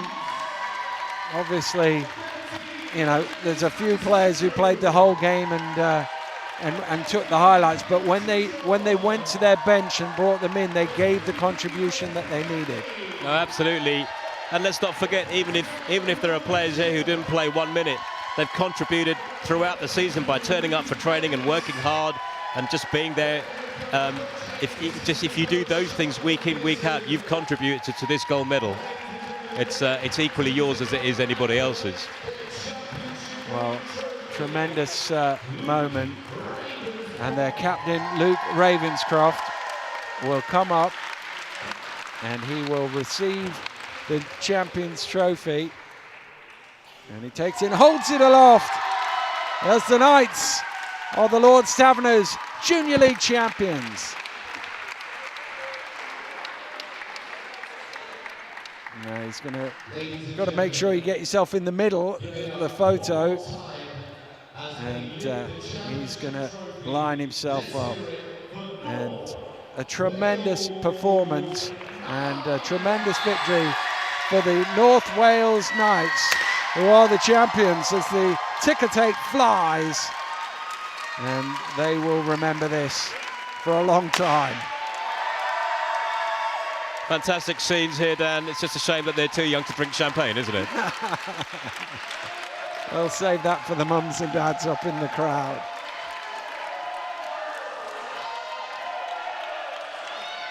Well, they want the coaching staff to be in the photos as well, and well, they ought to bring all the fans down as well. They've been part of the success of this team, and just a really great game of basketball, and the perfect way to start a weekend of finals here at the National Championships. Let's hope all the rest of the finals this weekend are as good as that one. Well, if they're half as good, we're in for a fantastic weekend, and you and I are not going to have voices left by the end of it, I suspect.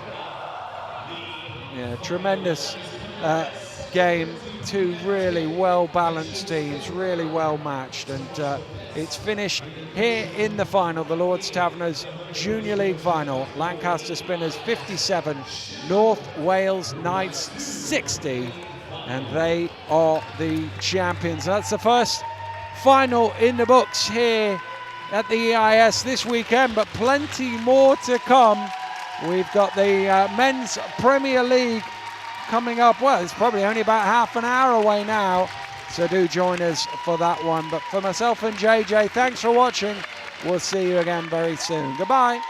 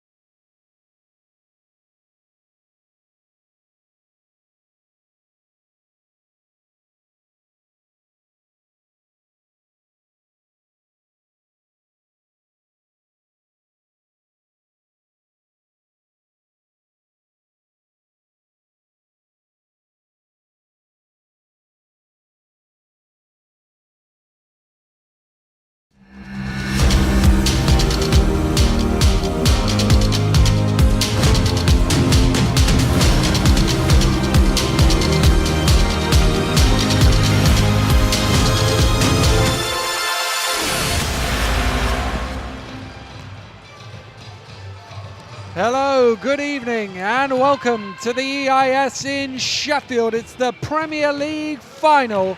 The Sheffield Steelers against the Owls. I'm Daniel Routledge, joined by Joe Ratner. JJ, two best teams in the country going head to head. It's a mouth-watering battle in front of us. Yeah, we can only hope that they match the junior final that we just saw, Dan. But yeah, these two teams have been slugging it out for this whole season, and well, since time immemorial, it really is the battle of the roses between these two teams, the two most successful teams in British basketball by quite some distance. So yeah, mouth-watering prospect.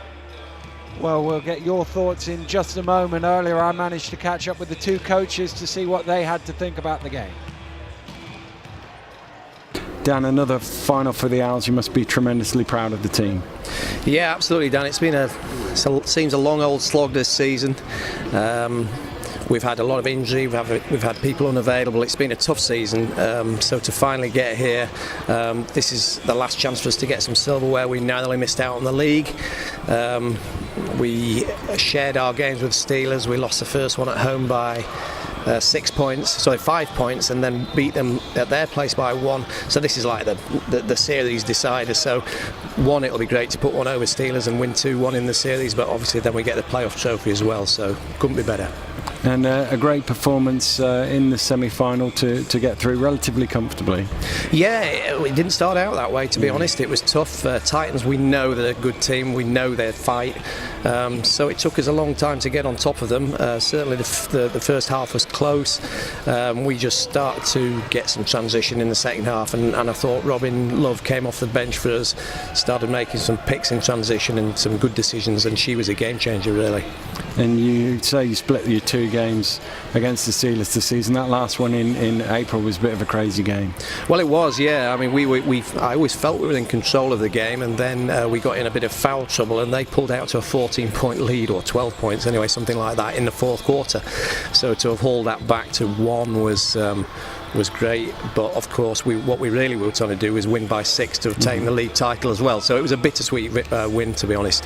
Steelers are always a tough team. They've got some quality players, so I think they're they deserve to be league champions, because we subsequently went on and lost a game to Coventry the other week anyway, so that could have cost us the league. So what's the most important thing, the thing you have to do well to win this game?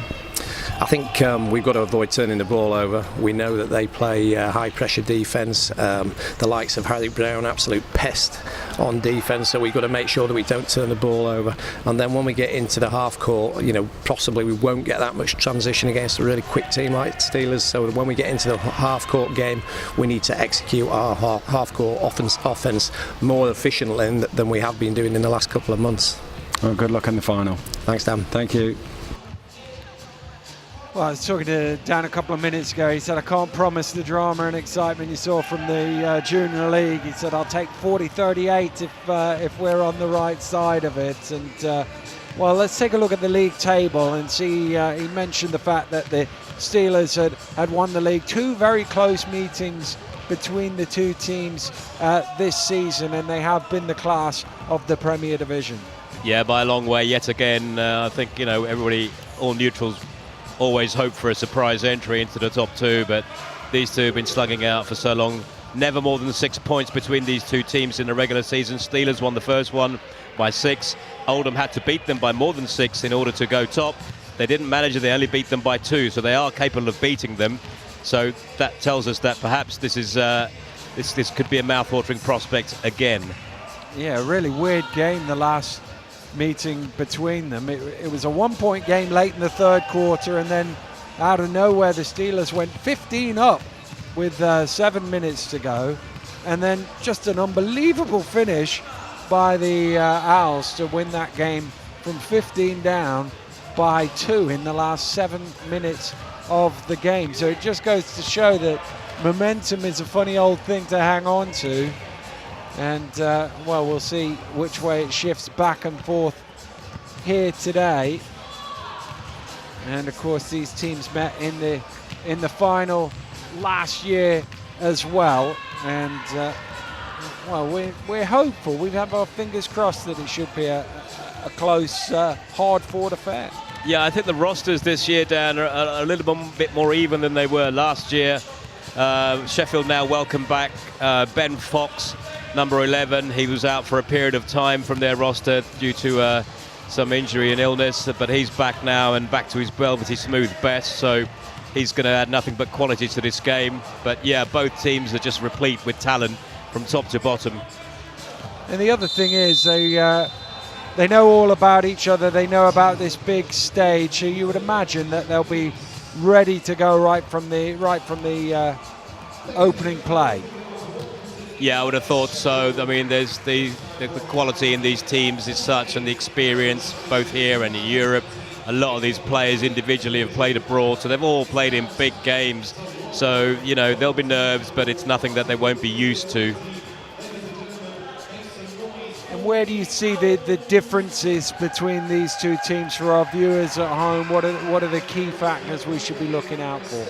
Well, for Oldham, I think a lot depends on Martin Edwards, who's, I think, by his own admission, had a bit of a quiet time recently scoring-wise. They'll be relying on Billy Bridge to bring his A-game, because when his A-game is his A-game, he's a fantastic player to watch. And as for Steelers, they'll be relying on Ben Fox and the electric skills of Harry Brown, just bringing the ball up court. Two evenly matched teams. I think the results this season have shown that, so it'd be a hard one to call. And it's one of those things that if you're at home watching Premier League basketball for the first time, you'll notice that actually some of the top women in GB play in the men's league as well as the women's league. Well, that's right. For the Oldham Owls, we have Laurie Williams and Robin Love, two of the absolute very best players in the world in the women's game. And we've just seen now Amy Conroy come out, number 00 for Sheffield Steelers, who's also such a key part of the Great Britain team, who won silver medal at last year's World Championships. What an achievement that was. So it's co-ed, but that these guys and girls are at the very top of their game, really. Well, the Steelers being introduced now to the crowd, and obviously it happens to be in Sheffield, so I'm sure they'll probably have one or two more fans here supporting the Steelers. Like home court advantage for them. Yeah, you'd have thought so. I mean, Sheffield Steelers have got such a proud legacy in wheelchair basketball in Britain. They're the only team to have won the top tier of European basketball so far, the only British team to have won it in all these years. And, you know, they've got a fantastic legacy going. And right now we're just going to have a moment's applause for Colin Illich, who sadly passed away a couple of weeks ago. He's a founding member of the Derby Wheel Blazers Basketball Club 12 years ago, and sadly missed by the wheelchair basketball community.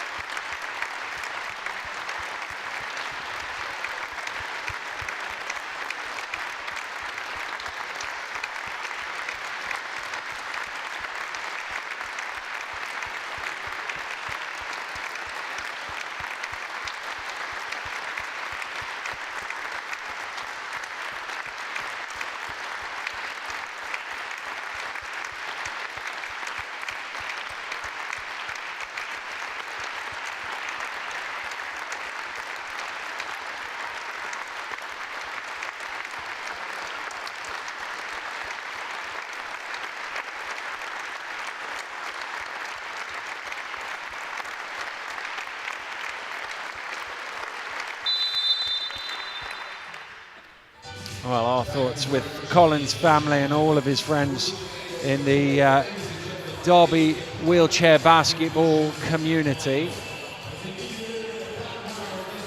And now we get ourselves ready now for the big final here at the EIS in Sheffield, the National League Premier Final. And it's Sheffield and the Owls going head-to-head once again, just going through the last few handshakes and then they'll go off and do their warm-up. So let's take a look at the two team lineups for today's game. And JJ, you can cast your eye over this lineup for the Steelers and maybe give our fans at home a few tips and pointers as who they should be keeping an eye on. Well, where do we begin? Number 11, I think Ben Fox, when he's on, he really is a silky smooth player, fantastic reader of the game, and a heavy scorer. James McSorley, number 17, has really come to the fore in the last 2-3 years, also now an integral part of the Great Britain team. Harry Brown is definitely one to watch if you like fast, electric-paced basketball with flashy passes and great shooting. And who doesn't? Absolutely, who doesn't indeed. And let's have a look now at the Owls lineup for today's game. There it is. Yeah, so number 8, Billy Bridge, player to watch out for. As I say, if he's on form, he could affect the outcome of this game. Laurie Williams and Robin Love together are fantastic players. Rob Love in the semi-final against Titans really came on and changed the game for them when it was looking a bit dicey in the first quarter. She really showed her experience there. Jack Perry, fantastic player, number 15. He can score heavily, but they'll be relying on Martin Edwards. He really has to pick the slack up, I think, if they are to do well in this game. Yeah, the Steelers reached this final courtesy of an 87-56 victory over CWBA in the semi-final, whilst the Owls were 64-41 victors over the London Titans in their semi-final. As you say, Robin Love with 14 points off 7 of 9 shooting, as well as 9 rebounds off the bench for a plus 20 in the old plus minus, a massive contribution in 28 minutes. Yeah, you just can't put a price on the efficiency rating that she brings to any team, and she's just that kind of player, just never makes mistakes, always makes great decisions and hits big shots as well. So you really can't ask for much more than that from a player. Well, the two teams going into their final huddles to get the last few instructions from the two coaches, and I would imagine this is totally about the first couple of plays, the first minute or two, just giving them something to ease themselves into the final. Yeah, neither team will want the other to get an easy start, so you know they know where the dangers are, they know who they have to mark, who their primary targets are, who their secondary and tertiary targets are. They'll be well coached. I mean, we talk about the players, but both benches are also replete with just a wealth of coaching experience, with Dan Johnson and Gary Peel for Oldham, Kev Hayes and Paul Hudson for the Sheffield team. So, you know, there are no mugs out there, really. No, indeed. And, well, we're almost ready to go here at the English Institute of Sport in Sheffield, in the British Wheelchair Basketball Show Court. It's a packed crowd here, and they've been enjoying action all day in the multiple courts of the EIS, and the two finals here on the show court on National Championships weekend. Another 3 finals taking place on this court tomorrow. We're very much looking forward to those as well. But right now, it is the Men's Premier League decider, the two best teams in the country going head to head for the playoff prize. Here come the two starting fives for the Steelers. It'll be Conroy, Smith, Fox, McSorley and Brown, and they will go up against Fraser Bridge, Williams, Perry and Edwards. Yeah, this is a strong starting 5 here from Sheffield. They got the height and calmness under pressure of Tom Smith, quality of Amy Conroy, and then just McSorley, Fox and Brown heading up the guard lineup.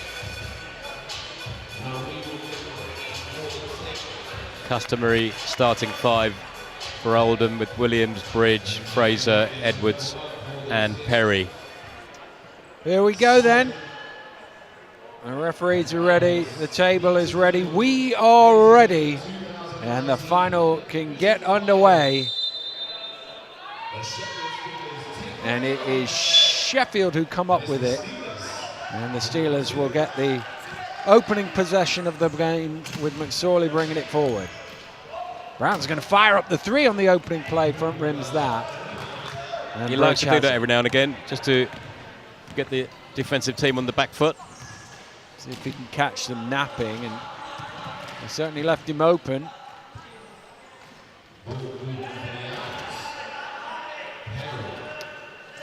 Perry late in the shot clock, well challenged on that shot. Sorley with the rebound, and there's just a chair issue. So the referee's just going to stop it for a second to allow Fox to sort his strapping out. Yeah, so already we see with Ben Fox defending Billy Bridge at the top, it's harder for Billy to get those passes out to the wing. Ben is deceptively long. He's got a long trunk and long arms, so the pass is then exponentially harder to execute.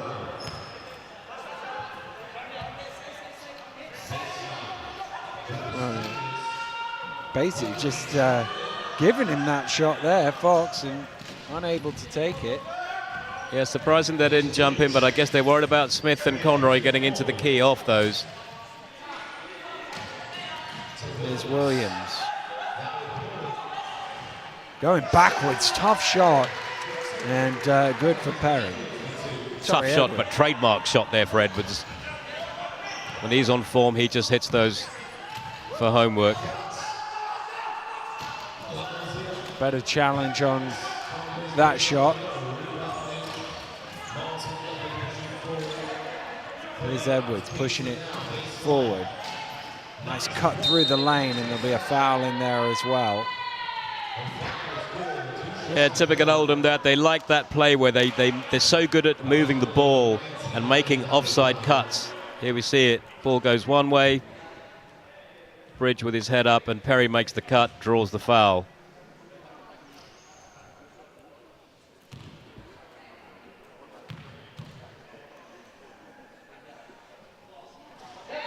Perry good on the first free throw.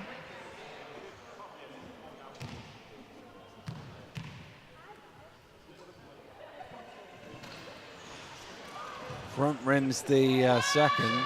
Smith with the rebound. Gets it out to Conroy.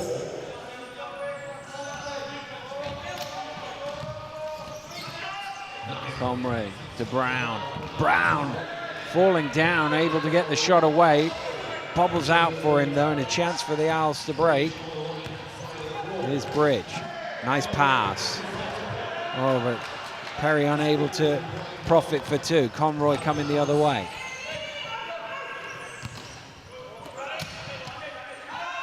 Brown goes cross court to McSorley. Back it comes to Brown. Lines up the shot. Off the mark. Over 2 minutes gone. Steelers still looking to get on the board. Foul called on Fox. He didn't look overly impressed with that. Yeah, he felt it was cracking eggs, didn't he? It's their first 3 shots of Steelers. It's unusual for them.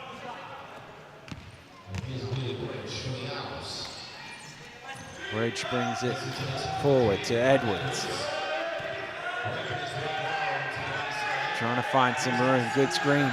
Gets him open. And he knocks down the shot. 5-0 Owls. Yeah, Dan Fraser was in there screaming for the ball, but Martin Edwards made the decision. McSorley with some room in the corner, and finally it's taken almost 3 minutes, but the Steelers are on the board. Yeah, nice 2 there from James McSorley. It's been great to watch how he's developed in the last 2 years to a truly international class player now.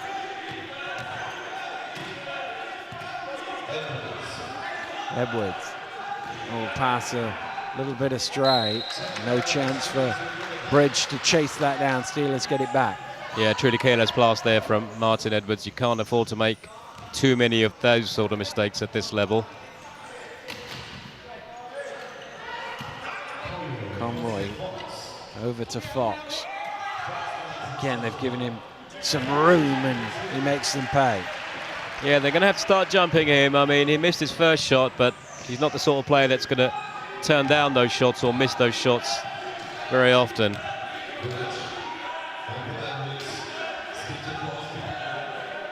Perry back out to Bridge in the free throw line. Inside it goes.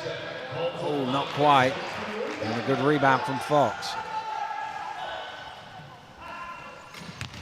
Down court it goes to Brown.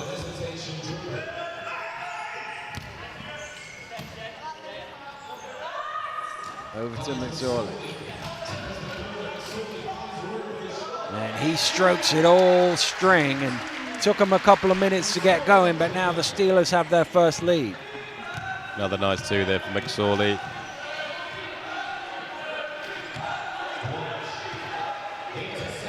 Stolen away, and a chance for Brown in the open court. Good work from Perry to make it difficult, but a second chance opportunity is taken by Smith, and an early timeout has been called by the Owls. And, well, they jumped out to a quick lead with the first 5 points of the game, and suddenly 8 have gone in the other way. Yeah, that's right. It was never going to stay like that, I don't think, for very long. You give Ben Fox especially time. McSorley's done well, hasn't he? He's hit 2 crucial jumpers even at this early stage. And nice janitorial services there at the end by Tom Smith. Well, that's the thing, is they've given them those spaces in the corners, those sort of 15, 16-foot shots. And, well, now they're dropping in. You've got to change that tactic. Yeah, I don't know if that was actually deliberate. I don't know if they said, let's see how they start. It's an unusual tactic at this level. Normally, you know, you don't want guys like Ben Fox and McSorley to get their eye in. You want to put them under pressure from the start, get them on the dribble, get them passing the ball, make someone else shoot the ball.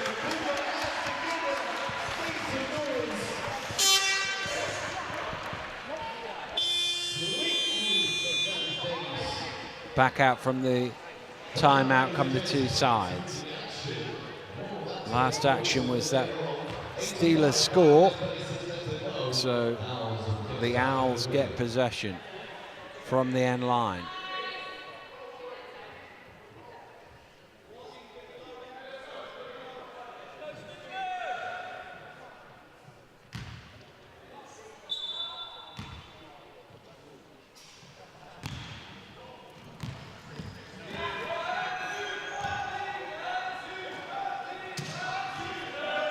Here's Edwards. Bridge. Down low it goes. Nice pass in the paint, but unable to finish is Edwards.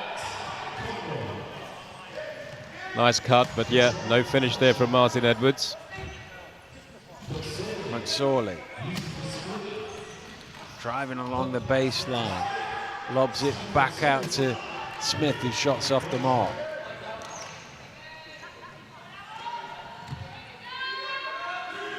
Bridge.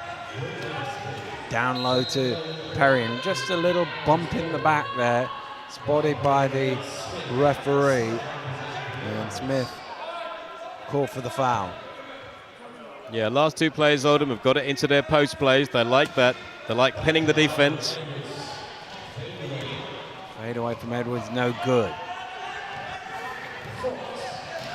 Fox needs to stop the ball. He goes all the way through the basket, and on the trail is Smith for another bucket. Yeah, classic fast break basketball. Great work there from Ben Fox. Just drove the baseline, drew the defense, and waited for a little bit of yellow to get in there.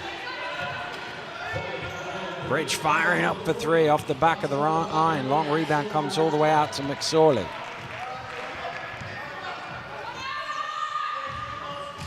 Fox.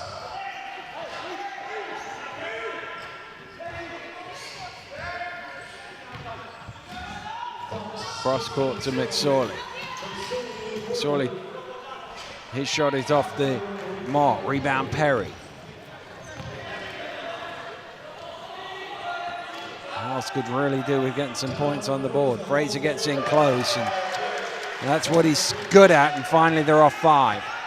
Yeah, he's only a classification 2-point player, is Dan Fraser, but he gets into those little positions and no one can really touch him. He's got such a high release, as we see Harry Brown miss a relatively easy shot. Quick outlet pass that Steelers have dealt with pretty well in the end. Perry was out in front for a second.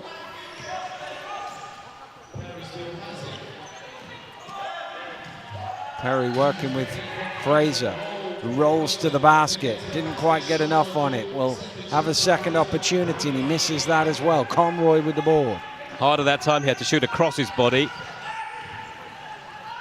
Doesn't have the abs to balance himself. I know that feeling. Lobbed into Conroy, tapped away.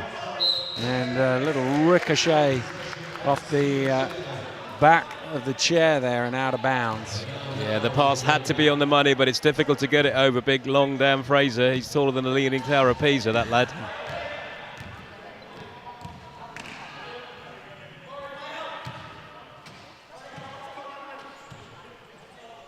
Bridge takes the shot, needs a roll.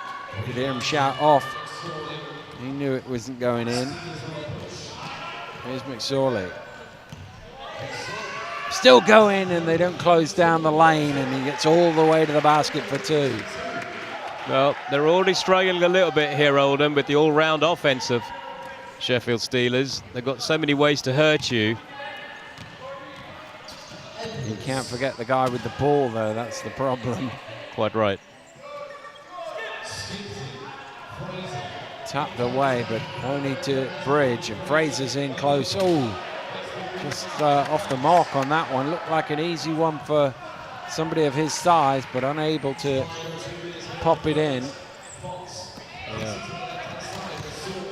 Surely again driving through the lane. Again, he gets all the way to the basket.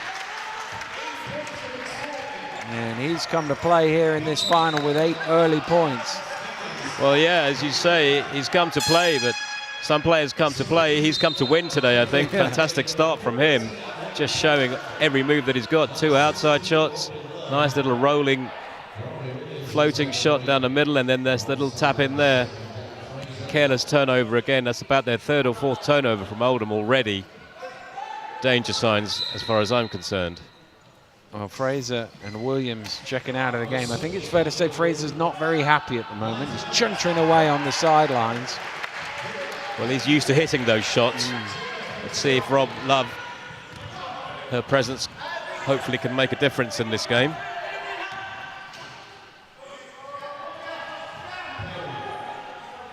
Perry with some space. Love gets the offensive rebound, recycles it out. And, well, that was an easy defensive rebound. Steelers with a looking to stretch out to a double-figure lead here. McSorley's shot doesn't drop.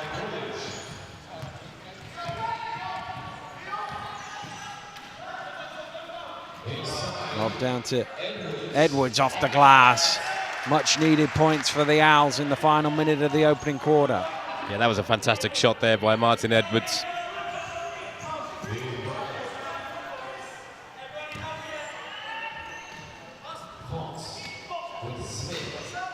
Smith lines one up, and he's just got the size there to shoot over Boardman, the defender.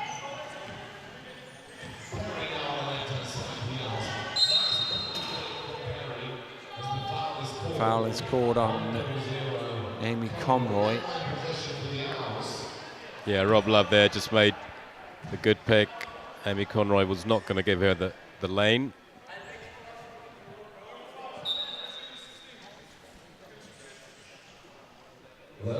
Into Love. Bridge. Rims out. Shot clock switched off. Chance for the final play here. McSorley wants to run it down. Whoa, just falling backwards. There's going to be a foul on that one. I think he banged his head a little bit there, Fox. He's a tough lad, he'll be fine. Wayne Boardman with a foul there, just felt a little bit aggrieved. I think he thought that Fox was already falling down as the foul was called. Oldham having to work hard for their points here, which will be cause for concern. 5 seconds left. Well, ball bounces to McSorley. His shot goes wide of the mark, and a good first quarter for the Sheffield Steelers. It took them over 2 minutes to get their first points on the board, but in the last 8 they've got 18, and having been 5-0 down, they've won 18-4 since that first basket went in, and Oldham having difficulties putting the ball in the hole. Yeah, they are. They're having to work that little bit harder against this mobile and tall defence of Sheffield, who were able to just put that extra bit of pressure on the likes of Edwards, Bridge and Perry. Fraser's missed a couple of sitters inside by his own standards, so they're having to work harder to get their points. Hence the 9-point differential right now.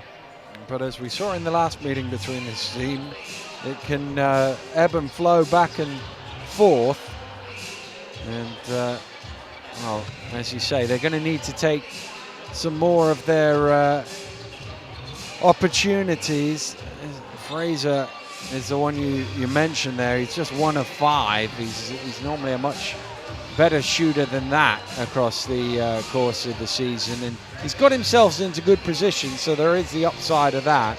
He's just got to take advantage of those positions. Yeah, he has set positions which he gets into, and they expect him to make a reasonable percentage of those shots in order to take the scoring pressure off the likes of Perry and Edwards. Well, he's been shooting at about 40% through the course of the league campaign.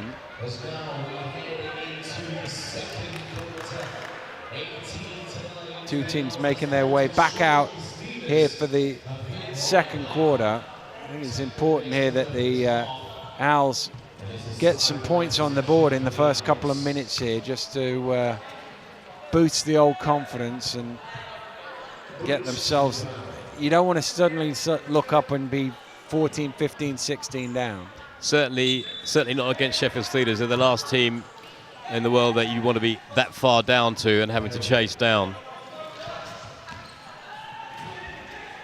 Even though Oldham did do it earlier in the season. Even though they did in the last meeting, but you wouldn't want to have to rely on that. Here's Edwards. Coleman gets it back. Nice, along the baseline. Shot needs to go up, it's down to 4. Doesn't hit the ring, so the rearrange from Edwards is off the mark. Yeah, again, a player of his quality, you'd have thought he'd have hit that. Conroy's got in close, and you'd expect her to have made that as well, but it's cleaned up. No, it's not. And a good defensive rebound from Perry. Well, there's an element of fortune there for the Owls to have not given up a score. Yeah, 2 let-offs there, weren't there? Firstly from Amy Conroy, who, as you rightly said, doesn't normally miss that close to the basket, followed by Tom Smith. And that was also the second foul of the game on Smith. Bridge now. Again, they look to go down low, but he's had to come a fair way out to collect the ball, and therefore the shot is off the mark. Yeah, Martin Edwards, he's used to being a little bit closer. Oh, and once again, they don't stop the ball. I know you've got to worry about the other guys on the court, but first and foremost, the ball is the only one that can score. Yeah, quite right. It's difficult against this team. They've got so many ways to hurt you, Sheffield.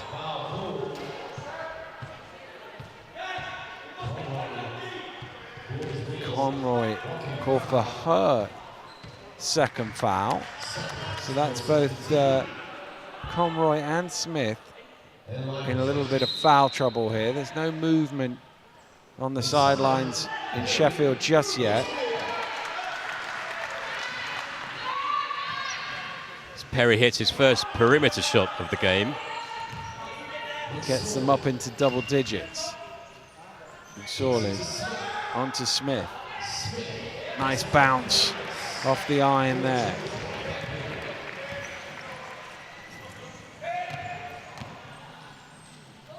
Smith up to 8. Good pass. There we go.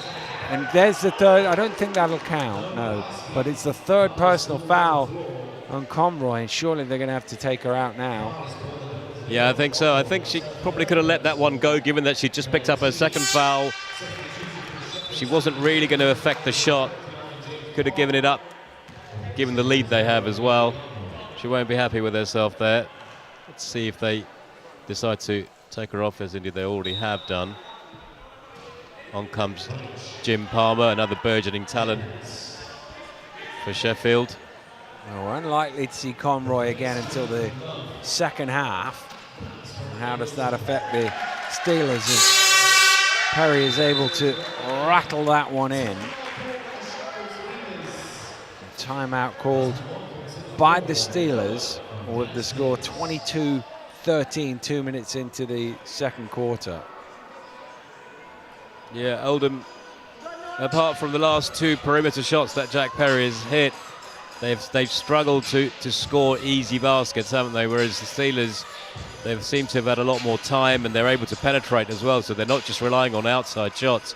We've already seen 2 or 3 times they've sailed right through the middle of the key with the ball. Well, the Owls shooting just 23% from the floor in this game versus 45% for the Steelers. And just to put that into context, both of these teams over the course of the season shooting in the high 40s, and that's just such a massive drop-off down into the 20s. And Yeah. it's tough to win games if you're not putting the ball in the basket. Yeah, those certainly aren't good numbers for a final here. I know that there's some concerns within the Oldham coaching cadre that maybe they've hit a little bit of poor form. They lost an unexpected game against CBWBA from Coventry towards the end of the last game of their season, the regular season. So concerning times for the Oldham coaching staff.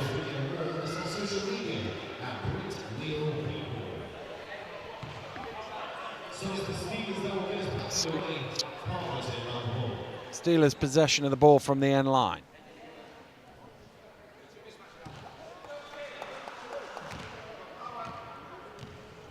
McSorley will cross midcourt. On to Fox, and again, that space from about 12 to 15 feet. That one banks out.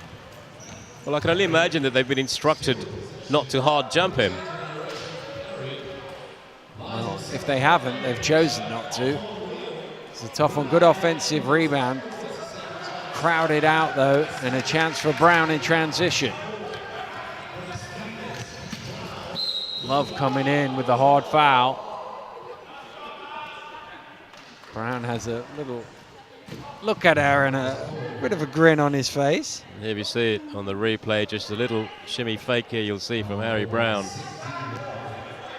Robin Love having no part of that, raising a hand before the whistle was blown even.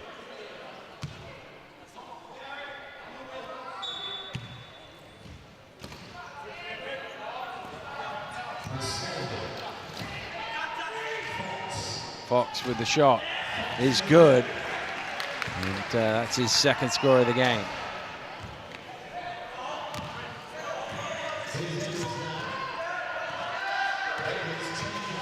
Edwards trying to find some room out baseline. He threw it hard enough that the bounce of the ball took it over the ring.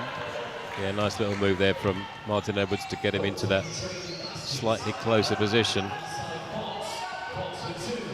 And Fox gets a nice bounce as well, so the lead is back to double figures at 11. I wish I was shooting on these rings, Dan. Yeah, they're all bouncing. That'd have been a legend. Yeah.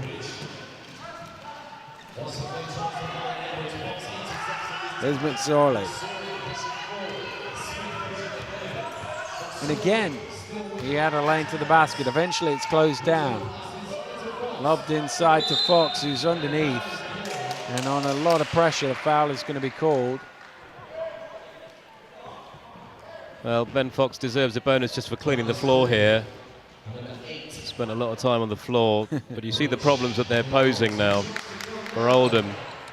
When Oldham go into the key, Steelers have got just a little bit of height to put off the shots and even intercept the passes, as it was in the last one. And that transfers to the other end as well. They're getting easier shots, getting into the key. Time to take easy outside shots.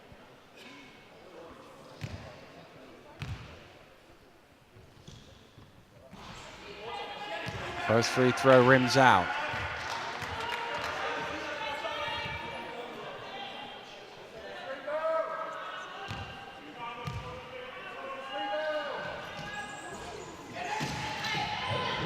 Loose ball ends up in the Owls' hands, and Ballman is forward. Perry trying to get along the baseline. Well defended in the end. Back out to Bridge. He fires up the three, front rims that. Brown is off and running if they can find him. It does go down court, and he is there. Oh, he's unable to make it at the first attempt. The second one doesn't go, but he leaked out and drew the foul. He'll shoot two. Hell of a pass there from Tom Smith. Fine, Harry Brown. He goes to the line.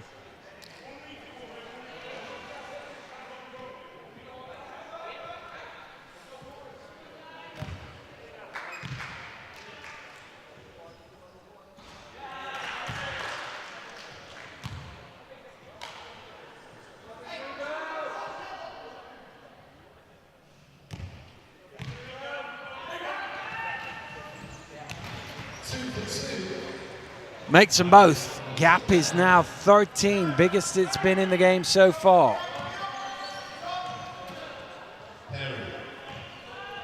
Oldham needs some points here. 15 points in best part of 15 minutes. It's a struggle to win a game at that clip. Again there, Martin Edwards. Customary fade away as Harry Brown makes a fantastic shot, just balancing on two wheels. Great balance, great skill, great composure. Super finish.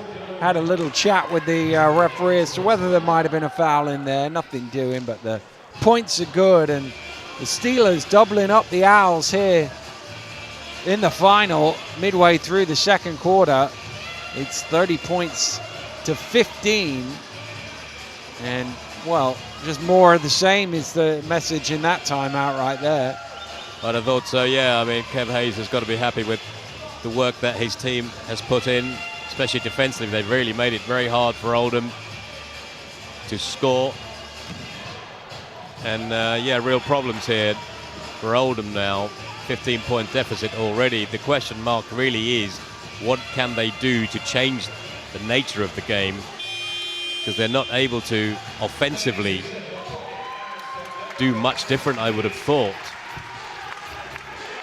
Well, in that meeting last month, where they did come from 15 down in the fourth quarter to win it, it was Perry and Edwards who really carried the load in all of that. A lot of layups made. Trying to somehow get the ball in close to the basket. They haven't had too much in transition, and in the half court, Sheffield have made it difficult for them. Yeah, it's hard to just, even in transition, it's hard to get transition baskets against Sheffield. Well, there Bridge is hits one from the elbow. Yeah, there is an open shot. They haven't had too many of them, and Bridge is able to knock it down, but need some stops at this end. Brown's three is off the mark. So, score, stop. Can they get another score to start to eat into this lead? Here's Williams. Cross court to Bridge. Spinning along the baseline. Shot clock down to 5. His pass is overcooked, and Brown is trying to break away. Nice cover there from Harry Brown. Oh, it's a good pass as well, but it was just through the hands there of Smith. Yeah, I think Tom Smith was shooting that before he caught it, wasn't he? He was.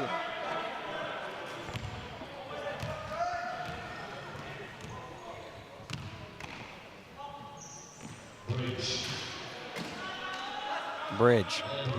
Over to Edwards. Back to Bridge at the top of the key.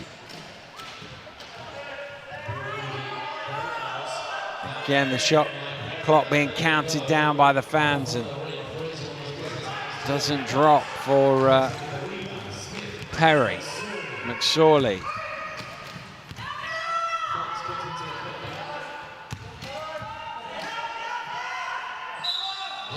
Three-second violation called. Yeah, good patience from Steelers there. Jim Palmer just lighting his campfire in there. The referee put it out for him.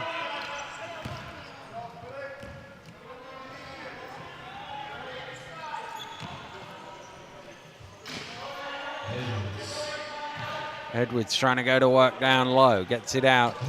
Bridge at the free throw line, makes the 2.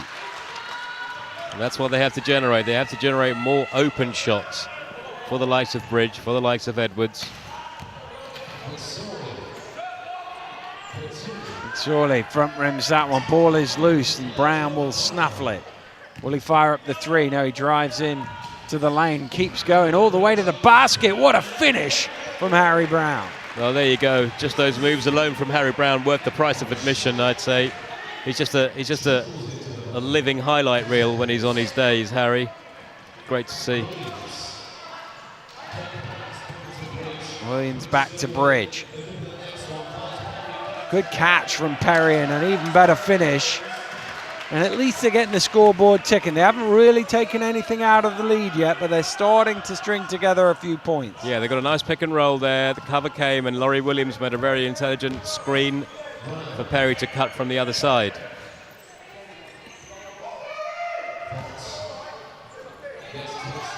McSorley from 17 feet.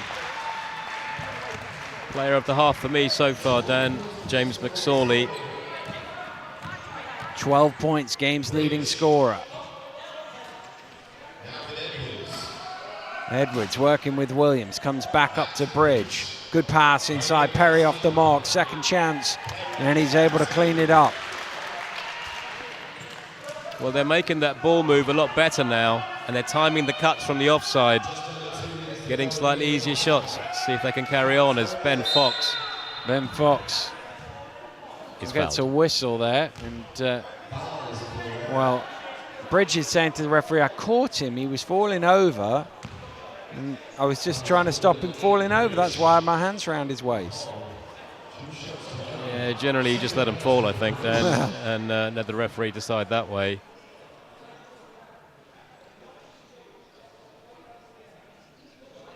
Well, certainly Dan Johnson as well had a slightly different view of that to the official.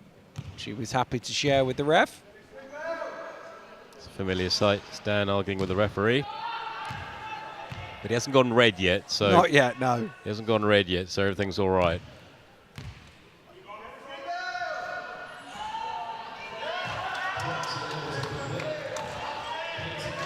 Edwards able to come up with the defensive rebound. Can the Owls get it back into single figures? Closing in on half-time. Perry just put the dribble a little too far out in front of him, and Steelers are going to make him pay in transition. Brown all on his own. Isn't going to miss that one. Nice defensive play there by Tom Smith. Just didn't give an inch. Nearly came into play there on the inbound. Yeah, that would have been embarrassing. Edwards. Room at the free throw line, and another 2 for him. Yeah, not quite sure why James McSorley came off him there to cover Laurie Williams. My money would be to stay with Edwards.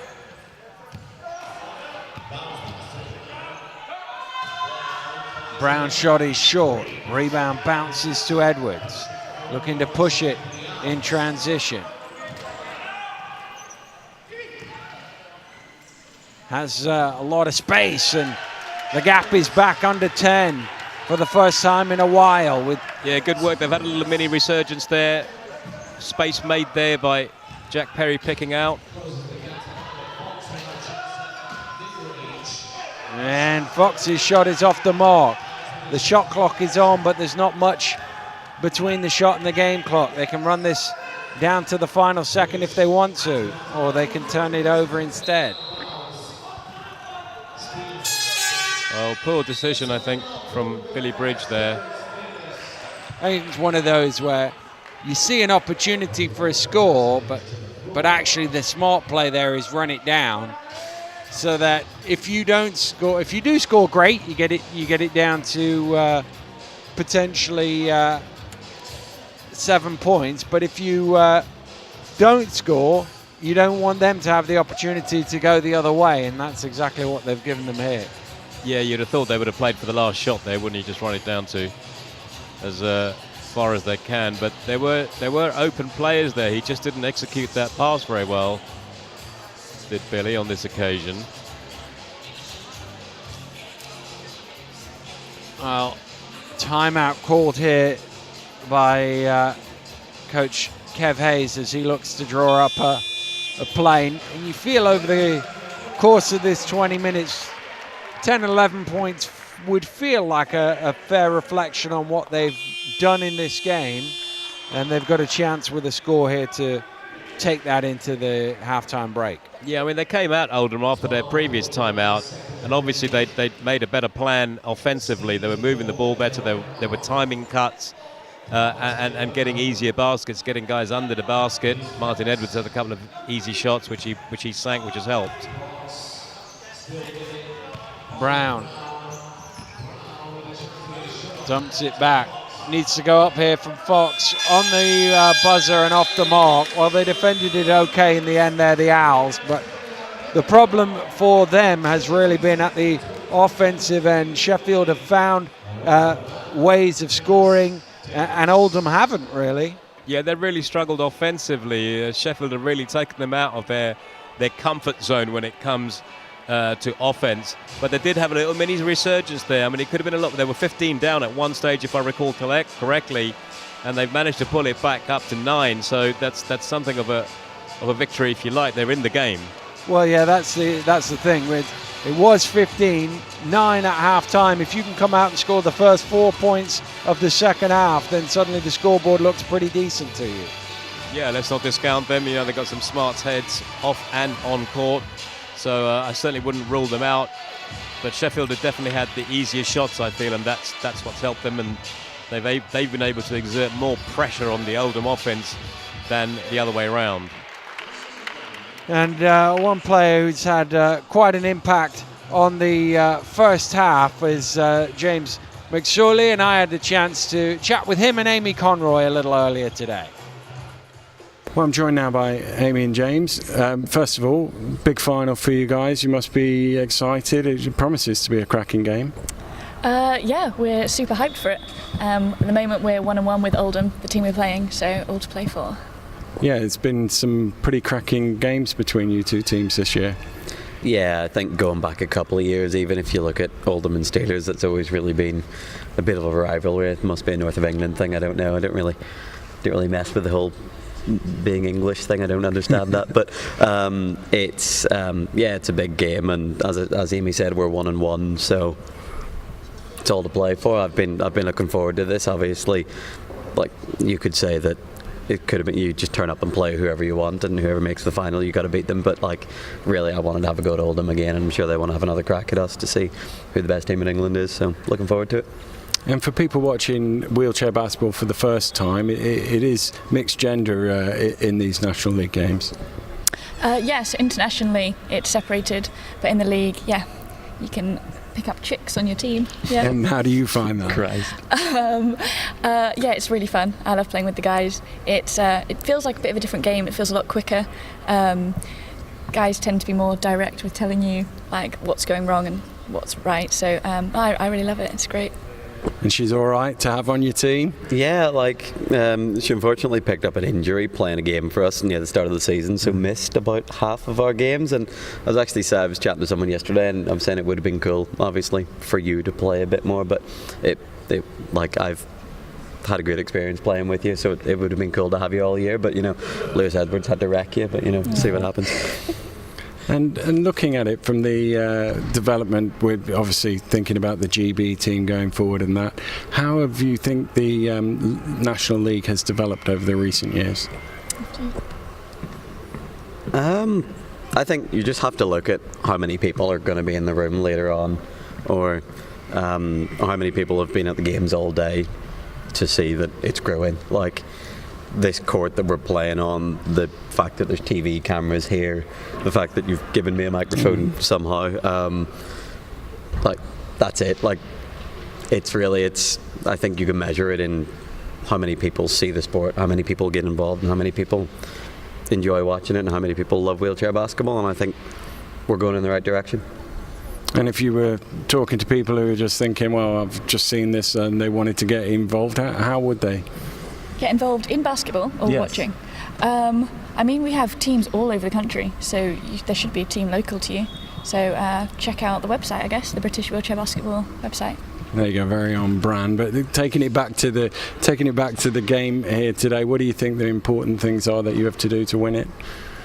I think us and Oldham kind of play.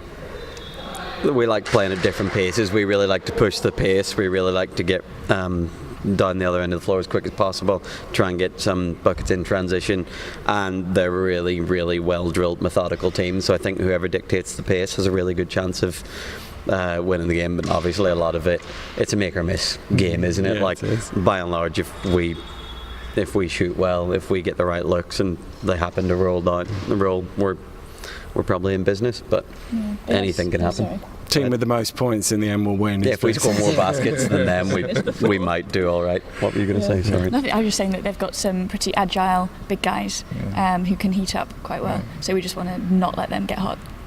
Well, good luck in the final. Enjoy it. I'm sure you will. Thank you very much.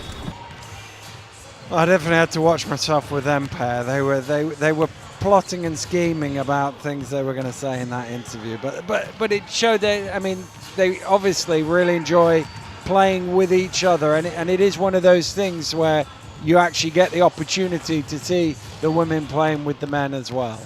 Yeah, playing, and of course those two will be training together. They're both part of centralised programs up here at this fantastic facility at the EIS. So the men and the women who are centralised do see so much more of each other, and they're fraternised, and there's a lot of cross-pollination of ideas and advice, which is fantastic to see, really. And it's you can see from the results in recent years that's paying off, especially with the women who've made such big leaps and bounds.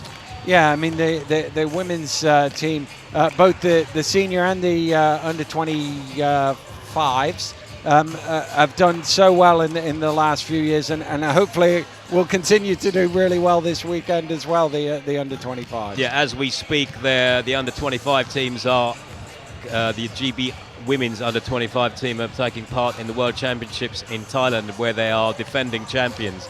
So far they've had an easy ride against easy-ish teams, but really the challenge there is going to come from Australia and the USA, both of who have very strong teams, particularly the USA. So we'll see how they do, but they are defending champions, which is an achievement in itself. And it's one of those things, is actually the women's game and the men's game not identical, so actually allowing the women to play at this with the men gives them exposure to a different style of play. Yeah, they have to, without being patronising about the whole thing, obviously just due to physiological differences, that they have to work so much harder physically to live even with a mediocre male player against a fantastic player like, I don't know, Laurie Williams. She physically has to work so much harder just to stay in the game. So yeah, really, really good work that these guys are doing up here now. Well, somebody else who's doing pretty well in the league this year, Robin Love. I managed to catch up with her and have a chat before today's game. I'm joined now by Robin. Robin, great to have you. Once again, we're at another big final, and it's the Steelers and the Owls going head-to-head again. It's some rivalry. Yeah, absolutely. That's 2 years in a row now we've played Steelers in the final. Unfortunately, we lost last year, but this season it's a tie, so the last 2 games we've won 1, they've won 1, so this is a tie break, so we'll see what happens. And it seems like there have been 2 well-matched games that you've played against them as well. Yeah, absolutely. First time at home. We only lost, I think, think by 5 or 6. That was our first game of the season, so a tough one to start off the season. And then we played them again, not a month ago, 2 months ago, and we won by 1, which was brilliant. Came back from 16 down. Really great fight from the guys. Really proud.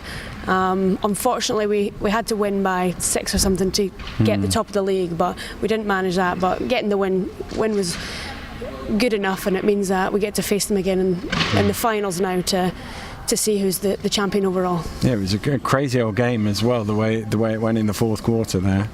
Oh yeah, absolutely. Yeah, it was an incredible game to be part of, incredible game to watch. So hopefully tonight will be a good show for everyone as well.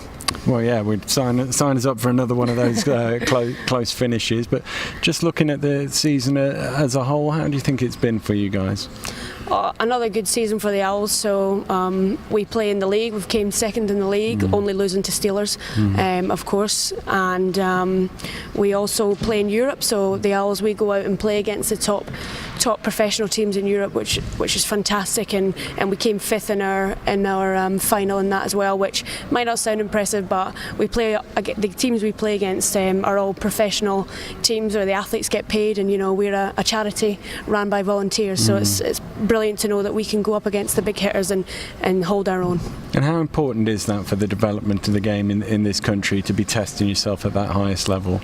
Oh, it's fantastic. I mean, to not only have our league but also be able to go out to Europe, it's really important to see where we are within Europe, and also give our athletes, myself included, a chance to compete against the best athletes from around the world. Like we were playing against German athletes, Russian athletes, and it's a great experience for those athletes as well, as they look to be part of the GB programme one day, no doubt. Well, that's the other thing, is because it sort of raises the level of the players on your team who are not quite yet at the GB level, and obviously we always look at it through an international prism as well, and how we can get more top quality players into the GB system. Oh, absolutely, and the Owls are a team renowned for producing GB talent. Dan Johnson, who is our head coach, he's one of them. He played for GB for a number of years. Myself and Laurie, the 2 women on the team, we're both in the GB women's setup. Greg Warburton, who isn't playing for us this season, but he was named MVP of the World Championships last year. He's an Owls alumni, so we've got a strong history of producing talent within the Owls, and hopefully again you'll get to see that talent on the floor tonight. And that's one of the things about this National League, is that you do get the top level women in playing alongside the men. How different is it for you to be playing with the men? It's quite different. So like I said, Laurie and I, we are the two women in our team. There's 3 women in our club in total. And it is just a different game that we would play compared to what we do at GB. Our role changes, but I think that we get a lot out of it playing against men. They're obviously usually a lot faster and taller than I am, which is a good challenge. We are fortunate that in this country we have a women's league, where it's women against women. So that runs over 3 weekends of the year, and that's a fantastic experience, and that really just gels both the National League and the GB Women's setup really well, because the women get to play against men, but also they get the opportunity to play with women against women at Women's League. And obviously we couldn't have the Women's League final this weekend because of the international tournament going on right now. Oh, absolutely. Our juniors are out in Thailand at the minute competing at the World Championships, where we are currently the holders of the World Championship from 4 years ago in China. So we are hoping that our juniors will be successful in that tournament. Hopefully they'll reach a podium, there's no doubt in my mind. They're doing well so far, not lost a game yet, so we'll see how they get on. And it's all important for the development of the sport to see both success domestically, playing in Europe, and also on the international stage as well. Oh, absolutely. So currently the GB women are second in the world, our men are first. Our junior women are current gold medalists. We'll see what happens this weekend. Our junior men are gold medalists, so we're quite a successful GB programme, and I think that our National League is really developing to push that further, in order for our athletes who are coming through to join the programme and be part of the GB setup, if that's what they want to do when they're older. And just bringing it back to tonight's game, what do you think the most important things that you have to do well to win this one? I think for the Owls, we play in a really good system that our coaches have created. I think it's about playing relaxed and playing in our system and denying Steelers and what they want to do, which is play fast and hard and transition, and we've got to really be mentally and physically switched on in order to combat that. Well, good luck in the final. Thanks for talking to us. Thank you very much. Thank you. Well, we're a minute and a half away from the start of the second half in the Premier League final, and the Sheffield Steelers leading the Owls 36-27. And JJ, if we put you in the Oldham halftime team talk, what have they got? I mean, score more points is the obvious answer, but what have they got to do? How do they break down this Sheffield defense? Well, they started to do it towards the end of that quarter because, as we said before, they were quite a way down when they pulled it back to 9. Just by timing their cuts better off the blind side of the pick and off the strong side. And I think just more of that, they were able to get Edwards more open shots. Interestingly, they've been playing Robin Love in the block. So normally she'd play somewhere in the perimeter, even at the top where she gets more shots. But they've decided to play her down there. So at one stage they were shooting 23%. They've pulled it back up to 39%, which is still a way off the 48% that Sheffield have been shooting. But it's indication that they're on the way up, so that the Oldham coaching team will want them to carry on where they left off, really, because if they don't, then I fear that the game will slip away from them. 7 turnovers in that half from Oldham, rather uncharacteristic, but it's just an indication of how much pressure that Steelers have been putting on them.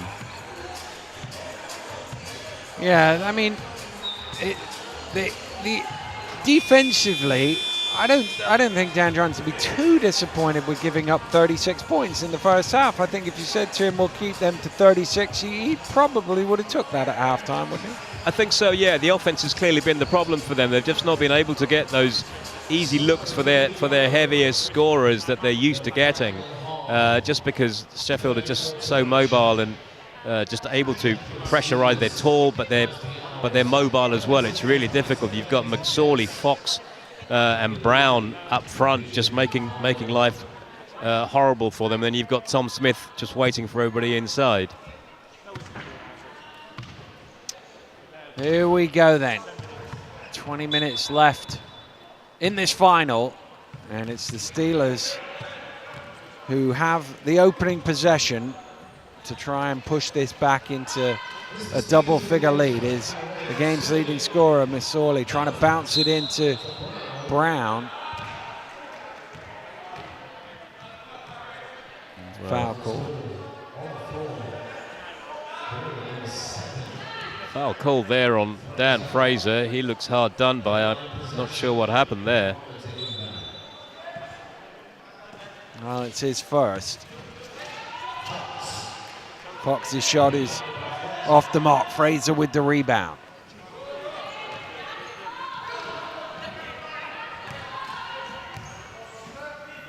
Edwards bringing it forward, gets it onto Perry. His shot is off the glass. Will it bobble in? No, it won't. It'll bobble out to the hands of McSorley, and Sheffield bring it forward with Fox back to McSorley.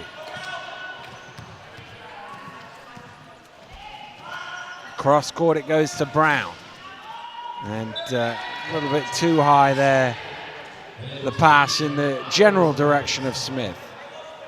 Yeah, very general, wasn't it?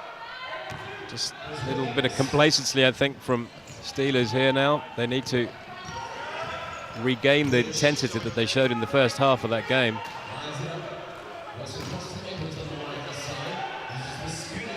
Edwards. Bridge.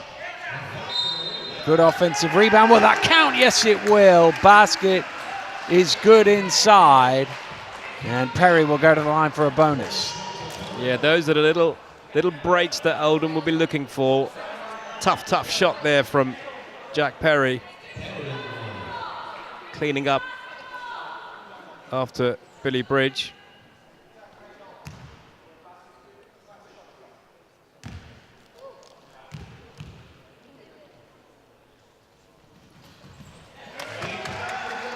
Three-point play is good, and the gap down to 6. And we said at the end of the first half, if you can score the first 4 or 5 points, suddenly the scoreboard looks totally different. Yeah, that's right. That puts a little bit pressure on Steelers again.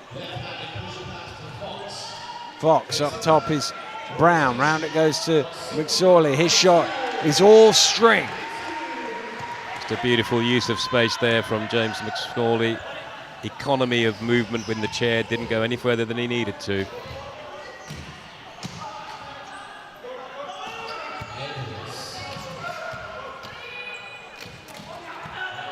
Round it goes to Bridge. Good pass.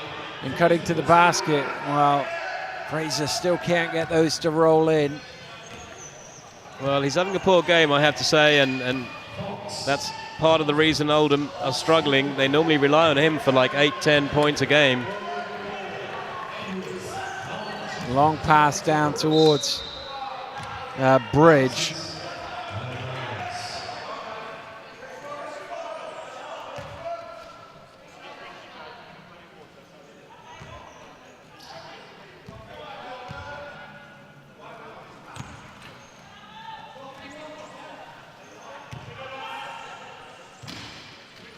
Zorley trying to force that one inside, stolen away by Edwards.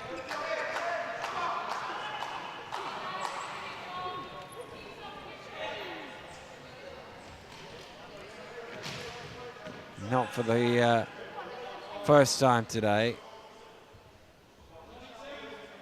Fox on the floor, just again trying to overreach. Well, he cleaned one half of the court. He's got to do the other half. Might as well do the other half, or there will be a disparity in dust.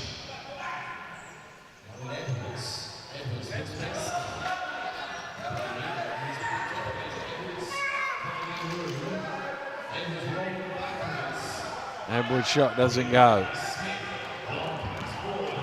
Brown being chased down and fouled by Fraser.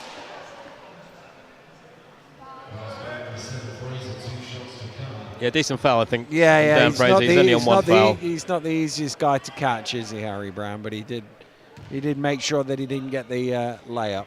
No, I mean, when he's in full flight, you need to get an Uber, really, to get him. Other taxi services are available. They are. And, well, he saved his team a point, hasn't he? Because it would have been a guaranteed 2 there. Smart foul. In fact, he saved them 2 points. It's an even smarter foul now.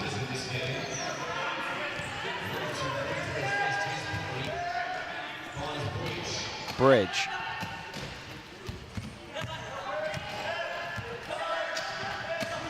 Bridge is fouled on the shot.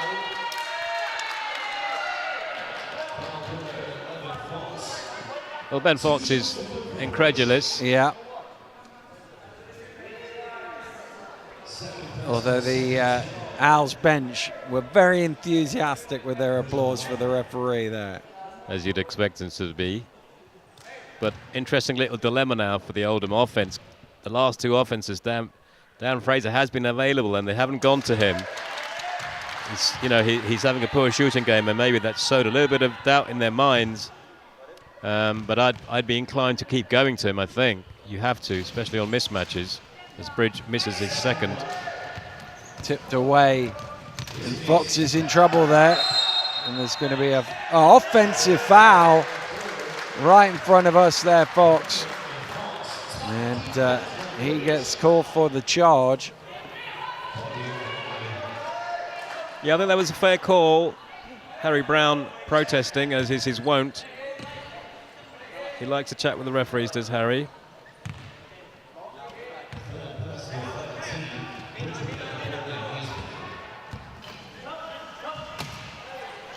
Well, now they do go inside to Fraser. He lines one up. Oh, he's stolen the ball back. The big man. Bridge. It's just a couple of chairs wrapped together here in front of us. Yeah, an unusual but not rare occurrence where The little bend in the foot plate gets caught in the other player's chair. Usually involves taking a wheel off in order to separate them.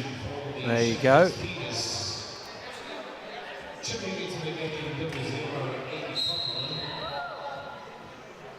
That's all sorted. The wheel's back on. Just need to regain his position in the seat now.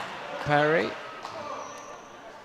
A little bit of extra height now again for Steelers with the entrance of Amy Conroy as Jim Palmer takes a breather.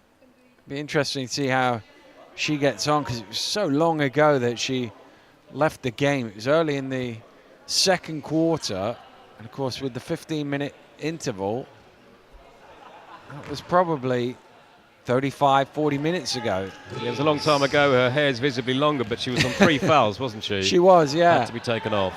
It's how quickly she can get back into the flow of the game. Nice pass, and surely Fraser, this time he does lay it in, and we have ourselves a 5-point ball game.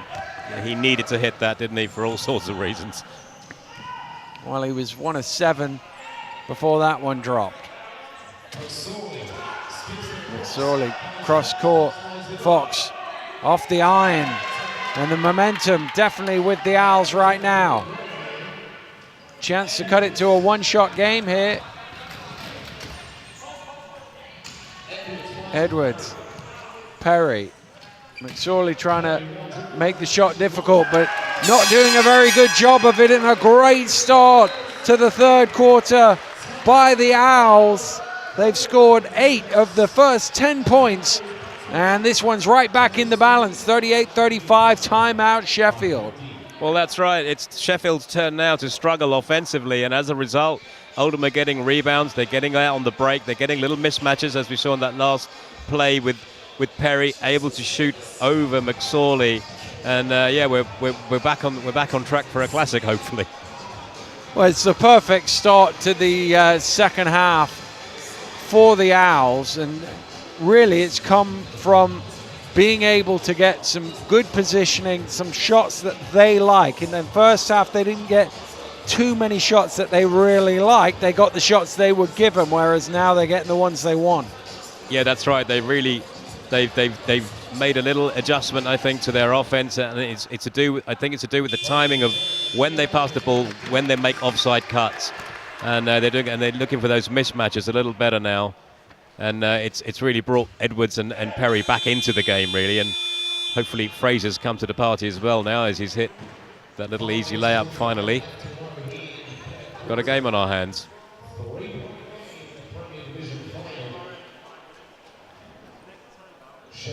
Brown ready to inbound and get us back underway as we tick down towards the midpoint of the third quarter here in the Premier League final. Sorely shot, front rims, and again they can take another little bite out of this lead. Towering rebound there from Jack Perry. Bridge, he's got some room. His shot is short and well chased in by Smith. Yeah, they clearly got a plan to let him shoot. I think that wasn't a hard jump by any standards. Here's Brown. Back to Smith. And only their second basket of the first 5 minutes of this second half. And the Steelers lead by 5. Nice basket there from Tom Smith. He comes into his own in that position.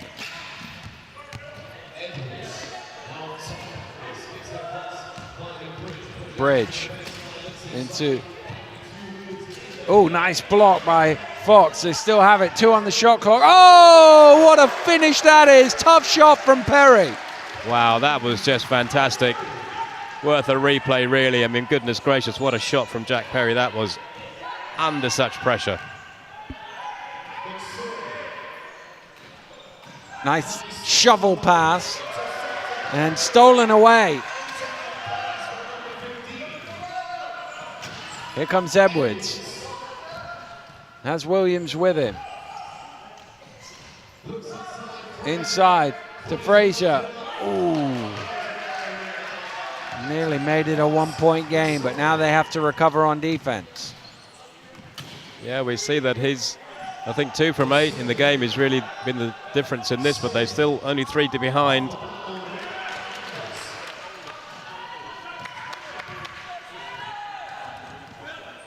Here comes Bridge. Bridge into the paint, back out again. It's a log jam over on the far side. Yeah, someone's going to have to throw a bucket of water over these 3 at the baseline there. But we see distinctively from Sheffield, whenever Edwards or Perry get the ball, it's a hard jump. There's no compromise. They're getting out to them. Whereas when Bridge gets the ball, they're hedging. It's a hedging jump, seeing if he can make the shot, seeing if they can make him make a decision. Clear tactic from their part. Perry, mid-range shot. Oh, but in. And here's Brown trying to weave his way around, and little tap of the chest from Perry to say, yeah, I got him on that one. Yeah, I think it was a smart foul. They were away to the races at the other end. Tom Smith was in, I believe, and Jack Perry just makes sure that Harry didn't add to his assists on that occasion.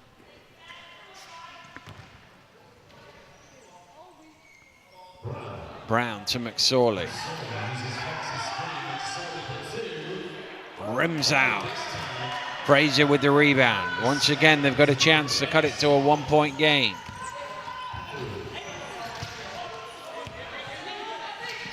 Perry off the glass. It's down to 1.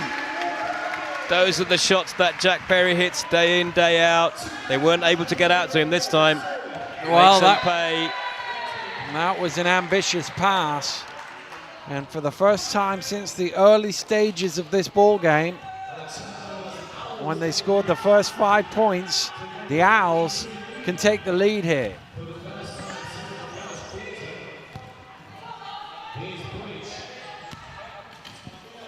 Bridge drops it off. Edwards throws it cross court to Perry. Front rims tipped out. Brown is chasing after it. Brown has got the good position and they can't stop him. Great play. Just electric place there from Harry Brown. I think he even gave him a couple of yards and still made it in front of him there, in front of Billy Bridge. Difficult man to stop once he turns the burners on.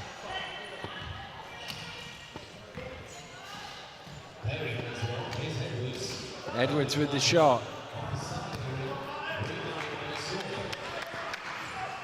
You just wonder whether Sheffield might have weathered the storm here. Just get a sense, and there's going to be a foul. You just get a sense that momentum might be shifting back Sheffield's way. Yeah, quite possibly so. They were going through a bit of a bad patch there, weren't they? A couple of breakaways there has helped them maintain a little lead at least.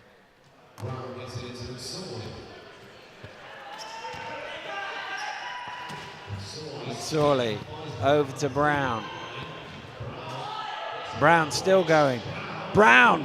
Oh, all the way through the lane. Ends up out of his chair. Not happy about it. Play continues. It's 5 on 4. Can they take advantage before Brown gets back? Here's Bridge. No is the answer to that. Fox saves it, but Williams will get there.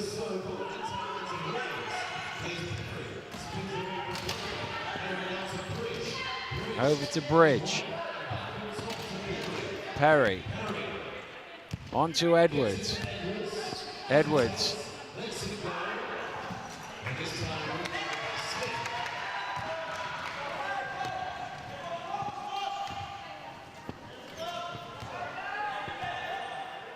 Fox pass to Brown again, trying to dance his way through the lane, and again he ends up on the floor. Yeah, 2 players on the floor. Dan Fraser at half court, so they'll need some heavy lifting equipment to get him back in again, in the form of Edwards and Bridge.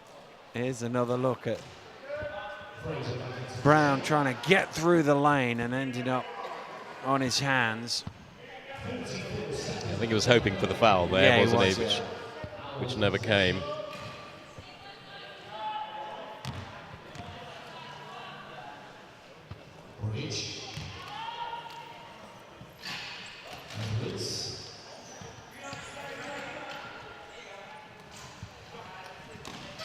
Good hands from Brown to deflect that away. Ball goes out of bounds. There's 6 seconds remaining on the shot clock. Yeah, he could have done with a little dribble to his left there, Billy Bridge, just to give himself a bit of space between him and Harry Brown. Probably would have had a shot from the top there. Oh, he wasn't quite in. Bridge had come in from the sideline, but he hadn't got his wheels over the line. Yeah, that was careless. That was really careless. So there's basically one offense left. There's half a second between shot and game clock. Brown. Smith drives in, gets the points on the board. There might be a chance for Oldham to go quick here. Nice little move there, Tom Smith. Gonna heave up the 3 on the buzzer. Offensive foul, the call.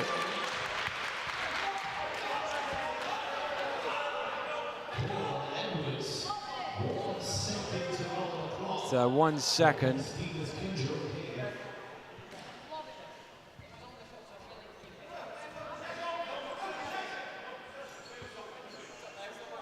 Just some clarification as to whether it was an offensive foul or not, because they're over the limit. I'm sure the signal was an offensive foul. So as it's an offensive foul, there's no free throws.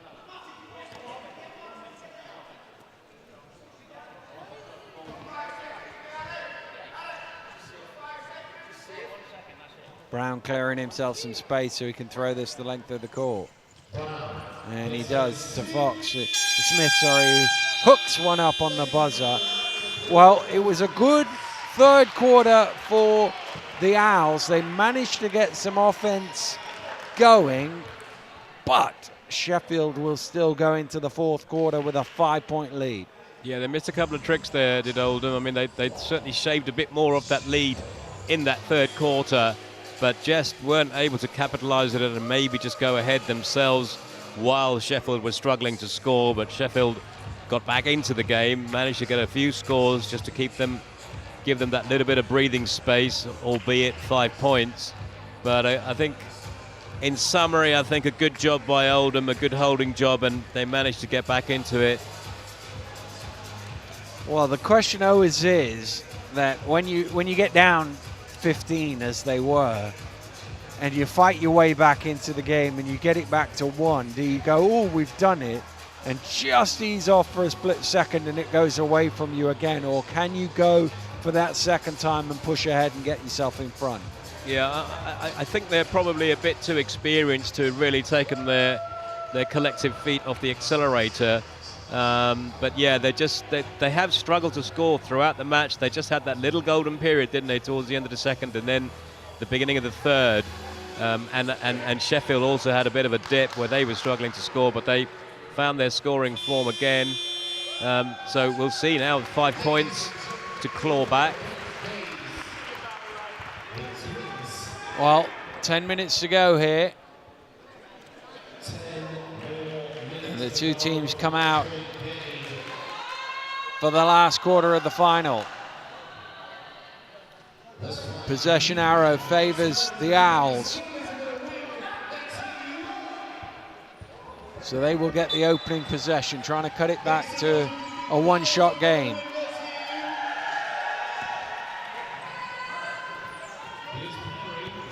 Perry working with Fraser.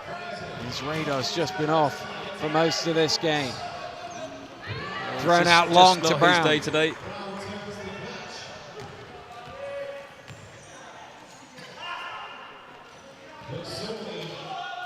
Surely, it certainly has been his day. He's the game's leading scorer with 16.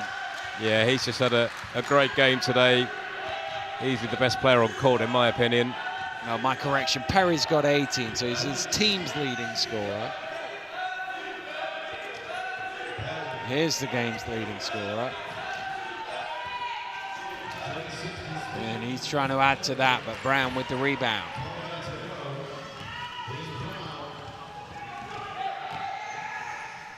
Going all the way, lays it in. Well, he just coasted for a little bit, waited to lull the defense and then attack. Yeah, nice job there by Harry. Just saw it all opening up in front of him. Took the layup. And again, that's forced barely a minute into the fourth quarter, sorry. Forced them into an early timeout, certainly earlier than Coach Johnson would have wanted to call it, because that funny thing, momentum has drifted away from them. You think back, it was 3 minutes to go. They had the ball. They were down 1 and a chance to take the lead. At that point, the score was 40-39. So the last 8 points have all been scored by Sheffield. Yeah, that's right. I mean, they had it, but the pattern of the game suggested that they would come back again. They just have too many ways of hurting you, and Oldham just haven't been able to. Their finishing's been poor inside. I don't like being critical of Dan Fraser, because normally he's such a solid and reliable player, but today he's not lived up to the standards which he has set. Not which standards I'm imposing on him. I'm sure he'd be the first to say that. And Edwards has been a little bit under the weather, scoring-wise as well, to be fair. Oh, good hands from Conroy to steal it away. She has Brown with her, dumps it off to him, and he will lay it in, and all of a sudden the lead is back into double figures. Yeah, it's just those easy little transitions that Steelers will get with the electric pace of Harry Brown. Nice play there from Amy Conroy as well, playing her part in that particular phase. Leads up to 11 all of a sudden.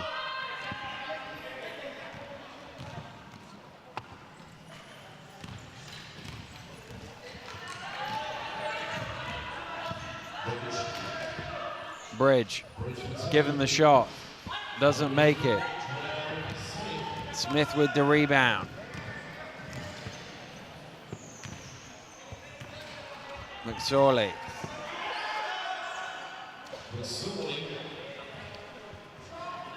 Falls short for a change for James McSorley.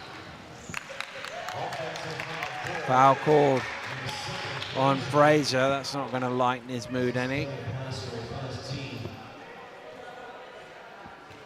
His third. His fourth. Yeah, third. I was right first time.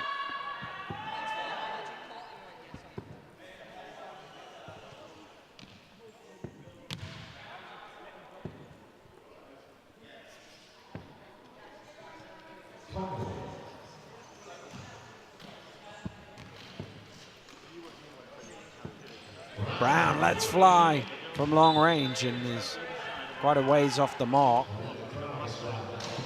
Yeah, I don't think he had his heart in that shot.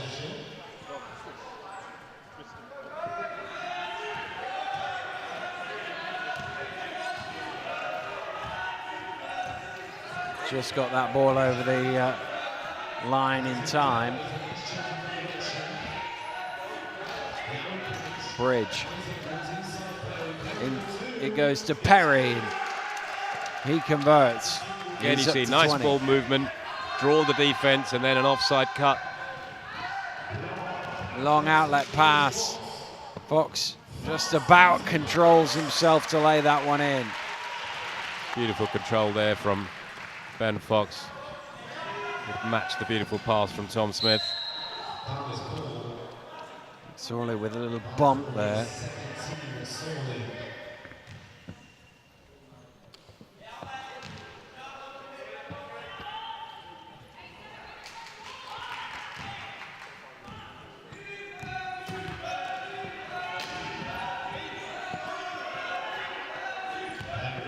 Perry now knocks down the shot. Still hanging about here, the Owls. Unsportsmanlike foul, the call.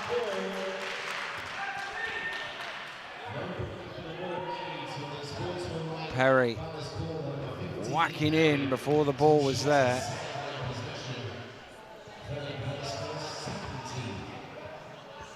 So it'll be 2 and possession. Yeah, possibly a bit harsh call there by the referee. I think, 2 high pointers in the key. I might have been tempted to let that one go, but they have the whistle.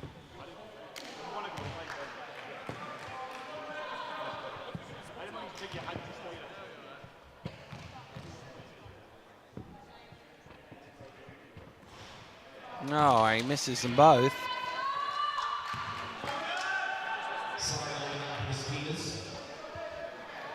So in some ways the unsportsmanlike doesn't really hurt them. The Steelers had the ball anyway. Brown. Late in the shot clock for Fox. His shot rims out. Edwards with the rebound.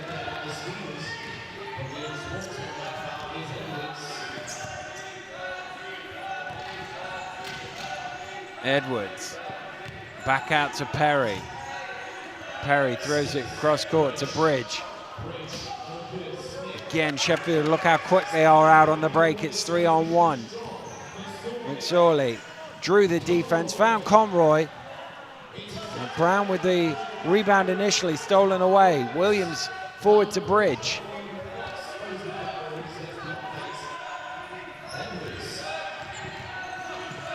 Edwards over to Perry. Great rebound from Laurie Williams inside.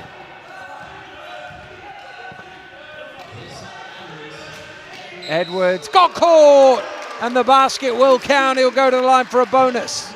Well, they're going to need a lot more of that. They really have to up their scoring. 5:44 left in the fourth.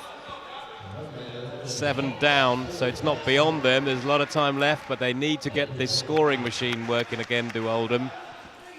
1 or 2 of their players have been struggling, leaving the burden of scoring with Edwards and Perry, which makes it easier for the Sheffield defense to target them.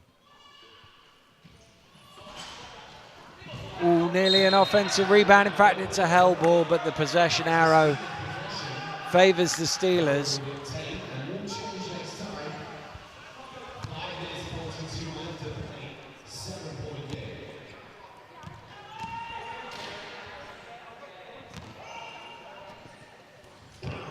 Good play from the Steelers. It's been a steady player throughout the game.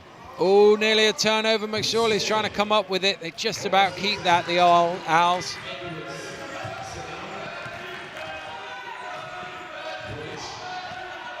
Bridge driving through. On it goes. Edwards with the shot. Strings that one. They're still hanging in there, the Owls. But they need another big run to come here in this last 5 minutes. They've got to come up with some defensive stops. Yeah, they need to stop old Sheffield from scoring. Well, they get one there.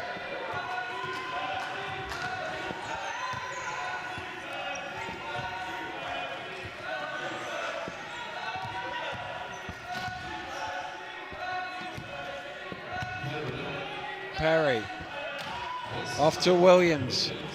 Williams shot off the mark. Brown has raced off down court, but well marshaled that time by Perry.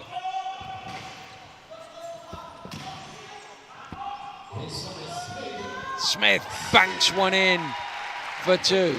He's been steady all throughout the game as Tom Smith. Just when they've needed baskets, he's the one that's got himself into those positions and hit those little baskets. 14 points and 10 rebounds for him. Make that 11 after that one. Edwards missed another relatively comfortable shot there. It's 4-on-4 momentarily. Here's McSorley. Bridge is gone. Can McSorley get to the ball first? Yes, he can. Good recovery. Great bit of recovery there from James McSorley, despite the fact that the pass was a little bit short. Cross it comes to McSorley, and he's certainly done very well from that position today. 18 points for him. He's 9 of 17 shooting, and he's certainly played his part in this. And once again, just when Oldham looked like they might be getting the momentum, Sheffield come out, bang, bang, bang, 2 or 3, 4 baskets, and the lead's back to double figures. Yeah, and it's been McSorley and Smith that really have led the way in those little comebacks that you're talking about. And Oldham continue to struggle to stop them scoring for 2-3 offenses consecutively, which is what's needed, because they're not scoring well enough themselves. So it's no good 2-to-1 ratio scoring and stopping. They need like a 3-to-1, 4-to-1 ratio, which just, I don't know how they're going to manage that. Steelers are getting out on the break a lot more. Harry Brown's had a few breakaways. So it's a big ask. It is a big ask, but with 2:26 to go in the previous meeting between these two teams last month, Sheffield led 62-53. And the final score was 62-64 to the Owls. They scored the last 11 points. So it's still, they've got that, haven't they, in their heads. That was only a month ago. Well, that's right, yeah. I mean, that 15-point lead opened up when Jack Parry fell into foul trouble, and they had to sub him off for a significant length of time. And I think at that time in the season, Oldham were playing a lot better, as we see a turnover from Billy Bridge. I don't know that they're playing as well as they were whenever it was, a month or so ago, in order to win this game. Fox underneath, can't convert, gets his own rebound. And he'll go to the line because he draws the foul. The basket will count. And, well, what they didn't need coming out of that timeout was to give up an and one. Yeah, and here's the problem for Oldham, of course, is that if Smith doesn't get you, Fox will, and if he doesn't get you, one of the other two will. They're just little monsters who just keep biting away.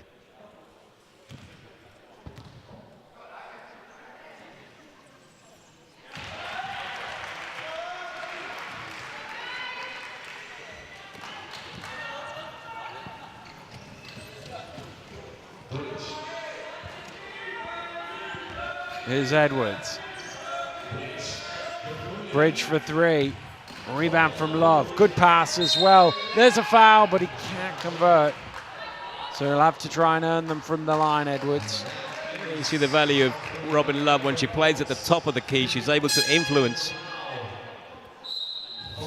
Foul there. Just lost him. He lost him from behind, first of all, and that's the 5th and final foul on Fox. He leaves the game with 16 points and 8 points and 11 rebounds to go with his 5 assists. Yeah, he's done a good job. Good day's work for Ben. On comes Jim Palmer, who's equally tenacious in defense, if not quite as tall. Let's see if that makes a difference there. They're a little bit shorter without Ben Fox. Could make a difference. Could be a way for Oldham to exploit this team. Although they're running out of time here with just 2:40 left in this final. Some full court pressure from the Owls.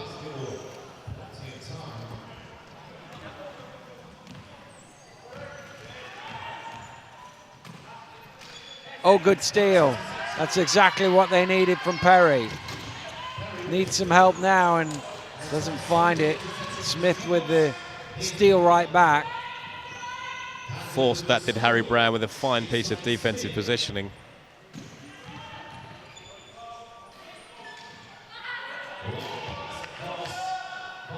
Nice pass, and Brown there with what feels like a dagger with 2 minutes to go. Yeah, it's a bit of a hill to climb now, I fear. Time is against them.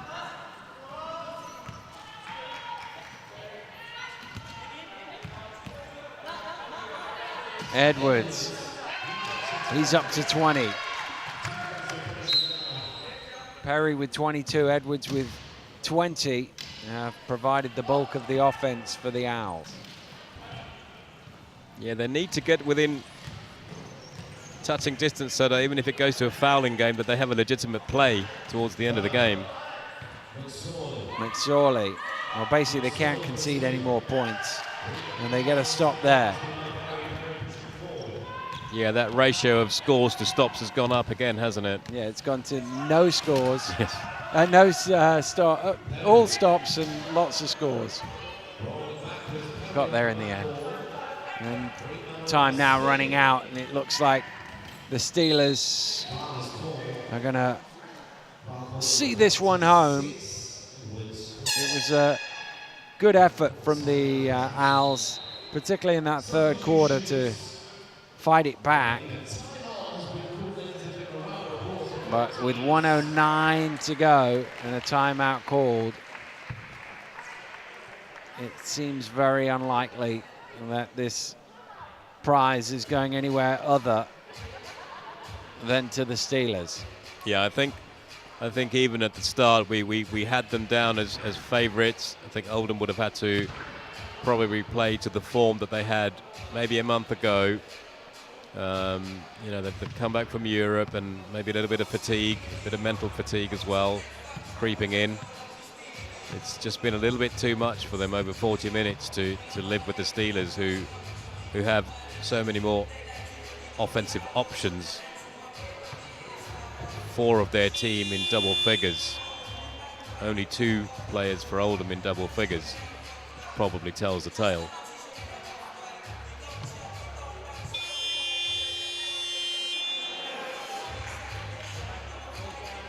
Well, you never know in sport. Go out there and play hard for the last 1:09 and see where the buzzer is at the end of it. It's exactly what they'll do, but I think Oldham they've unloaded their bench. Yeah, I think that's an admission from Dan Johnson. So on comes Stephen Rainey, Matt Craig, Wayne Boardman and Rob Love.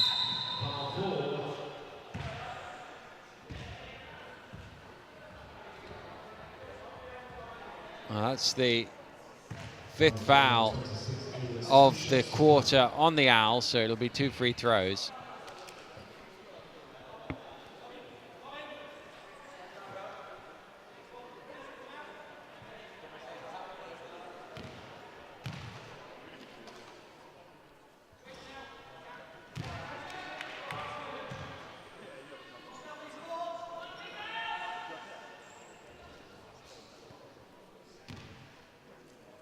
Well, he's played his part in this game. Harry Brown, 18 points, but he's been involved in so much more. Such a busy player. Oh, big collision with Love there at the top. And Robin Love has a look at the 2 officials.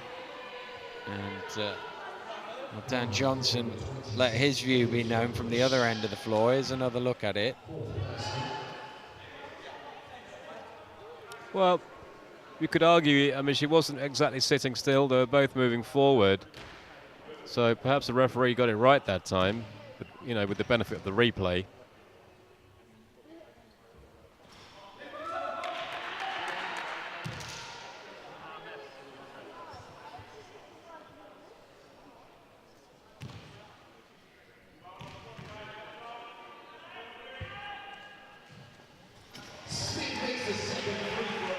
$17 for Smith.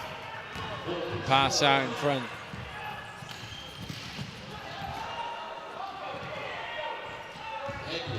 Here's Edwards. Nice pass to Love, and she lays it in for 2. Yeah, gets an easy 2 there, Rob Love. Nice little pick and roll with Edwards. Here's Conroy. And, well, they're in foul mode. The problem is you're already down 11. Yeah, they needed to have reduced that gap, and then legitimately they could have had a play at going into foul mode. But again, Steelers at the line, I would have thought, between them.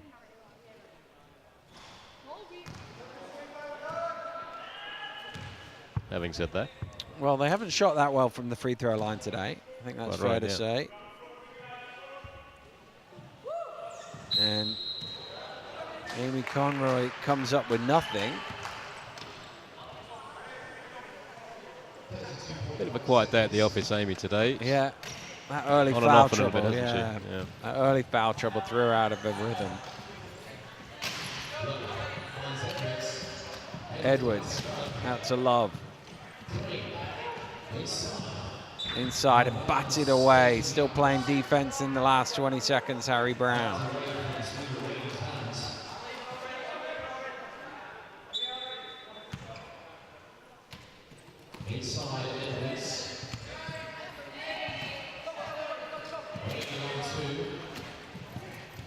Sorley comes down with the rebound. The shot clock is switched off.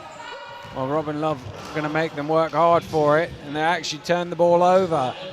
So the Owls are going to finish with the ball, but they're going to finish on the losing side because the Sheffield Steelers have won this one. They've won the championship by 64 points to 53.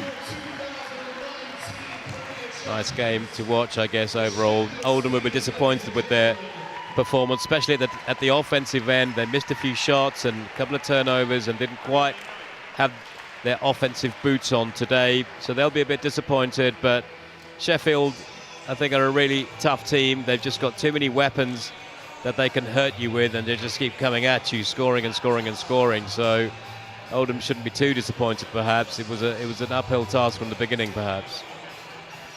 Well, the other thing about Sheffield is they didn't get phased when the momentum started to go against them. There were 2 or 3 times in the game where it looked like, oh, Oldham might just have enough here. And then every time they got close enough, there was a response from the Steelers. They found a way to get the scoreboard ticking again and to get themselves the victory. Yeah, you wouldn't expect them to get phased, to be honest. None of these players are sophomores. They're all experienced at various different levels, whether it be here, abroad, as juniors, as seniors, in the women's team. So, they've all played in big games, so you wouldn't expect them to be phased by that little mini comeback that Oldham managed to put together. And some tremendous performances. I mean, you touched on it. 4 of the starting 5s in double figures. I thought McSorley shot the ball really well. Smith had a great all-round game for his 17 points and 13 rebounds. Just some good performances from some good players. Yeah, really good. Harry Brown and Ben Fox had good games too, but I think Tom Smith particularly, he's just one of those quiet players. He's not that loud, he's not that flashy, he just gets to where he's got to get to and he nails those shots. But for me today, James McSorley just was a class above everybody else on court in his use of space and his shooting, and defensively he never lets you down defensively in any case. But I thought he had a great all-round game today.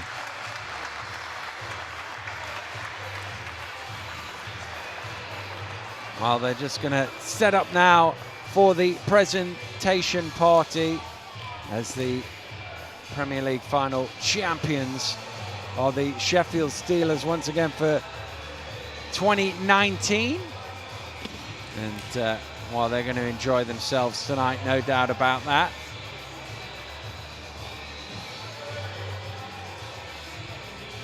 And we touched on it a little earlier, but 34% from the Owls. Fraser with his 2 of 10, Bridge 2 of 12. They struggled to get really good shots, and that was probably the difference. Because if you keep Sheffield to 64, you have a chance of beating them. It's not a guarantee, but you have a chance. But you're going to struggle to beat a team of the caliber of Sheffield with only 53 on the board. Well, that's right, and add to that, Dan, 15 turnovers in the game, which is uncharacteristic for Oldham because they're all so comfortable on the ball and well drilled. And 15 turnovers in the game is an indication of how much pressure that Sheffield are able to exert on the offense. Just they're so mobile, and they have that length as well. which really puts Oldham out of their comfort zone. They were having to do other things. Yes, they were able to pull it back in periods and show what they can do, but over the course of 40 minutes, they found it a little bit too hard, and Sheffield had just a bit too much for them.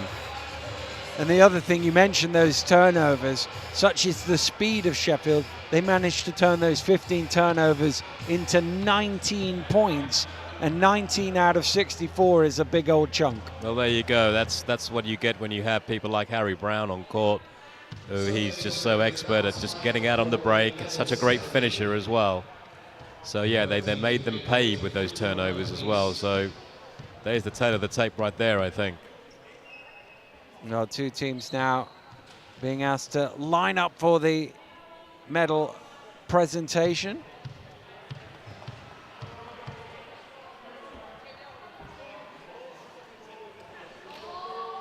So another season has come and gone in the Premier competition. And you have to say, over the course of the year, that Sheffield have been the best team through. They obviously topped the league table, and it's no surprise to see them here at the end of the season celebrating once again. Yeah, I think they're deserved winners, really. As you say, throughout the regular season, bar that one game which they lost to Oldham very narrowly by 2 points, that they've shown that they just have too much for everybody else, including Oldham overall. So, you know, deserved victories, I think. And the fans in the house giving the Owls a little round of applause to appreciate their efforts, not just today, but across the course of the campaign. Philip Wilson, the chair of British Wheelchair Basketball, makes his way out to the table as he gets ready to present the medals and the trophy. Lots of highlights throughout the game. Unfortunately, there can only be one winner. But this year's runners-up and worthy runners-up, please give it up. Make some noise for the Owls. And the Owls, runners-up in 2019, and they will receive their medals.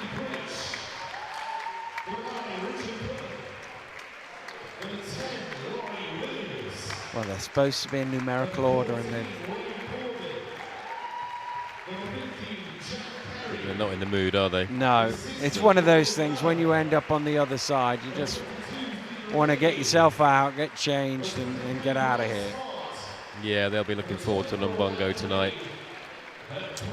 Other mixed fruit drinks are available. Indeed. Well, Billy Bridge already got his backpack. He's ready to go. He's going out the emergency exit, I think. Here he comes.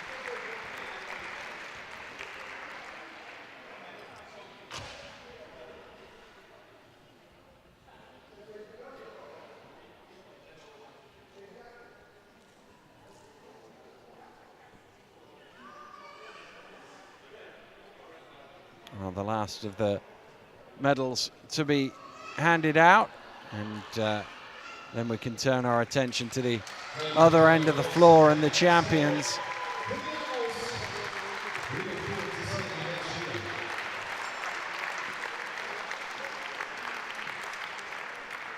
But now, ladies and gentlemen, your 2019 And now the chance for the Steelers to receive their medals, and a big round of applause from the crowd. And Amy Conroy goes up first to receive her medal.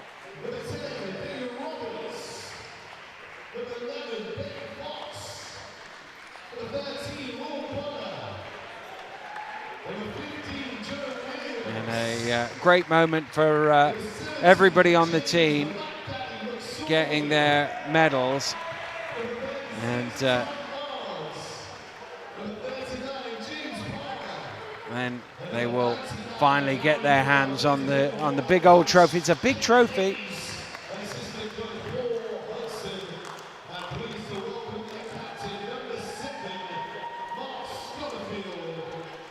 And it will be the captain, Mark Schofield, who will come up last to receive the trophy. And he gets a shake of a hand and the medal. Coach Hayes gets his medal as well. Oh, they're going through the coaching staff. I thought they were going to do the trophy the way to set it up there, but now we will get ready for that.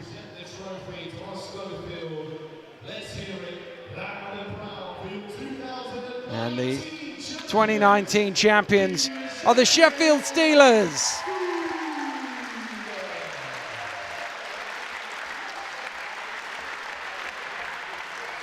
And he's going to come to the front of the team lineup and celebrate with his team. And the trophy goes aloft. The ticker tape flies for the champions.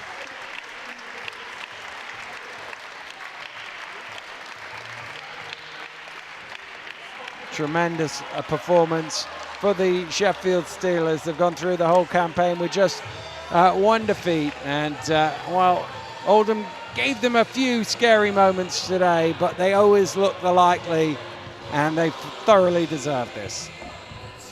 Yeah, quite right too. They've proved once again that they are the best around throughout the regular season and in this final. So I don't think anybody can argue with that. Well, there's plenty more basketball to come tomorrow here from Sheffield, where we will have the other division finals. But the Premier League champions are the Sheffield Steelers. They've beaten the Owls by 64 points to 53. For JJ, I'm Daniel Routledge. Thank you very much for watching. We'll see you again very soon. Goodbye.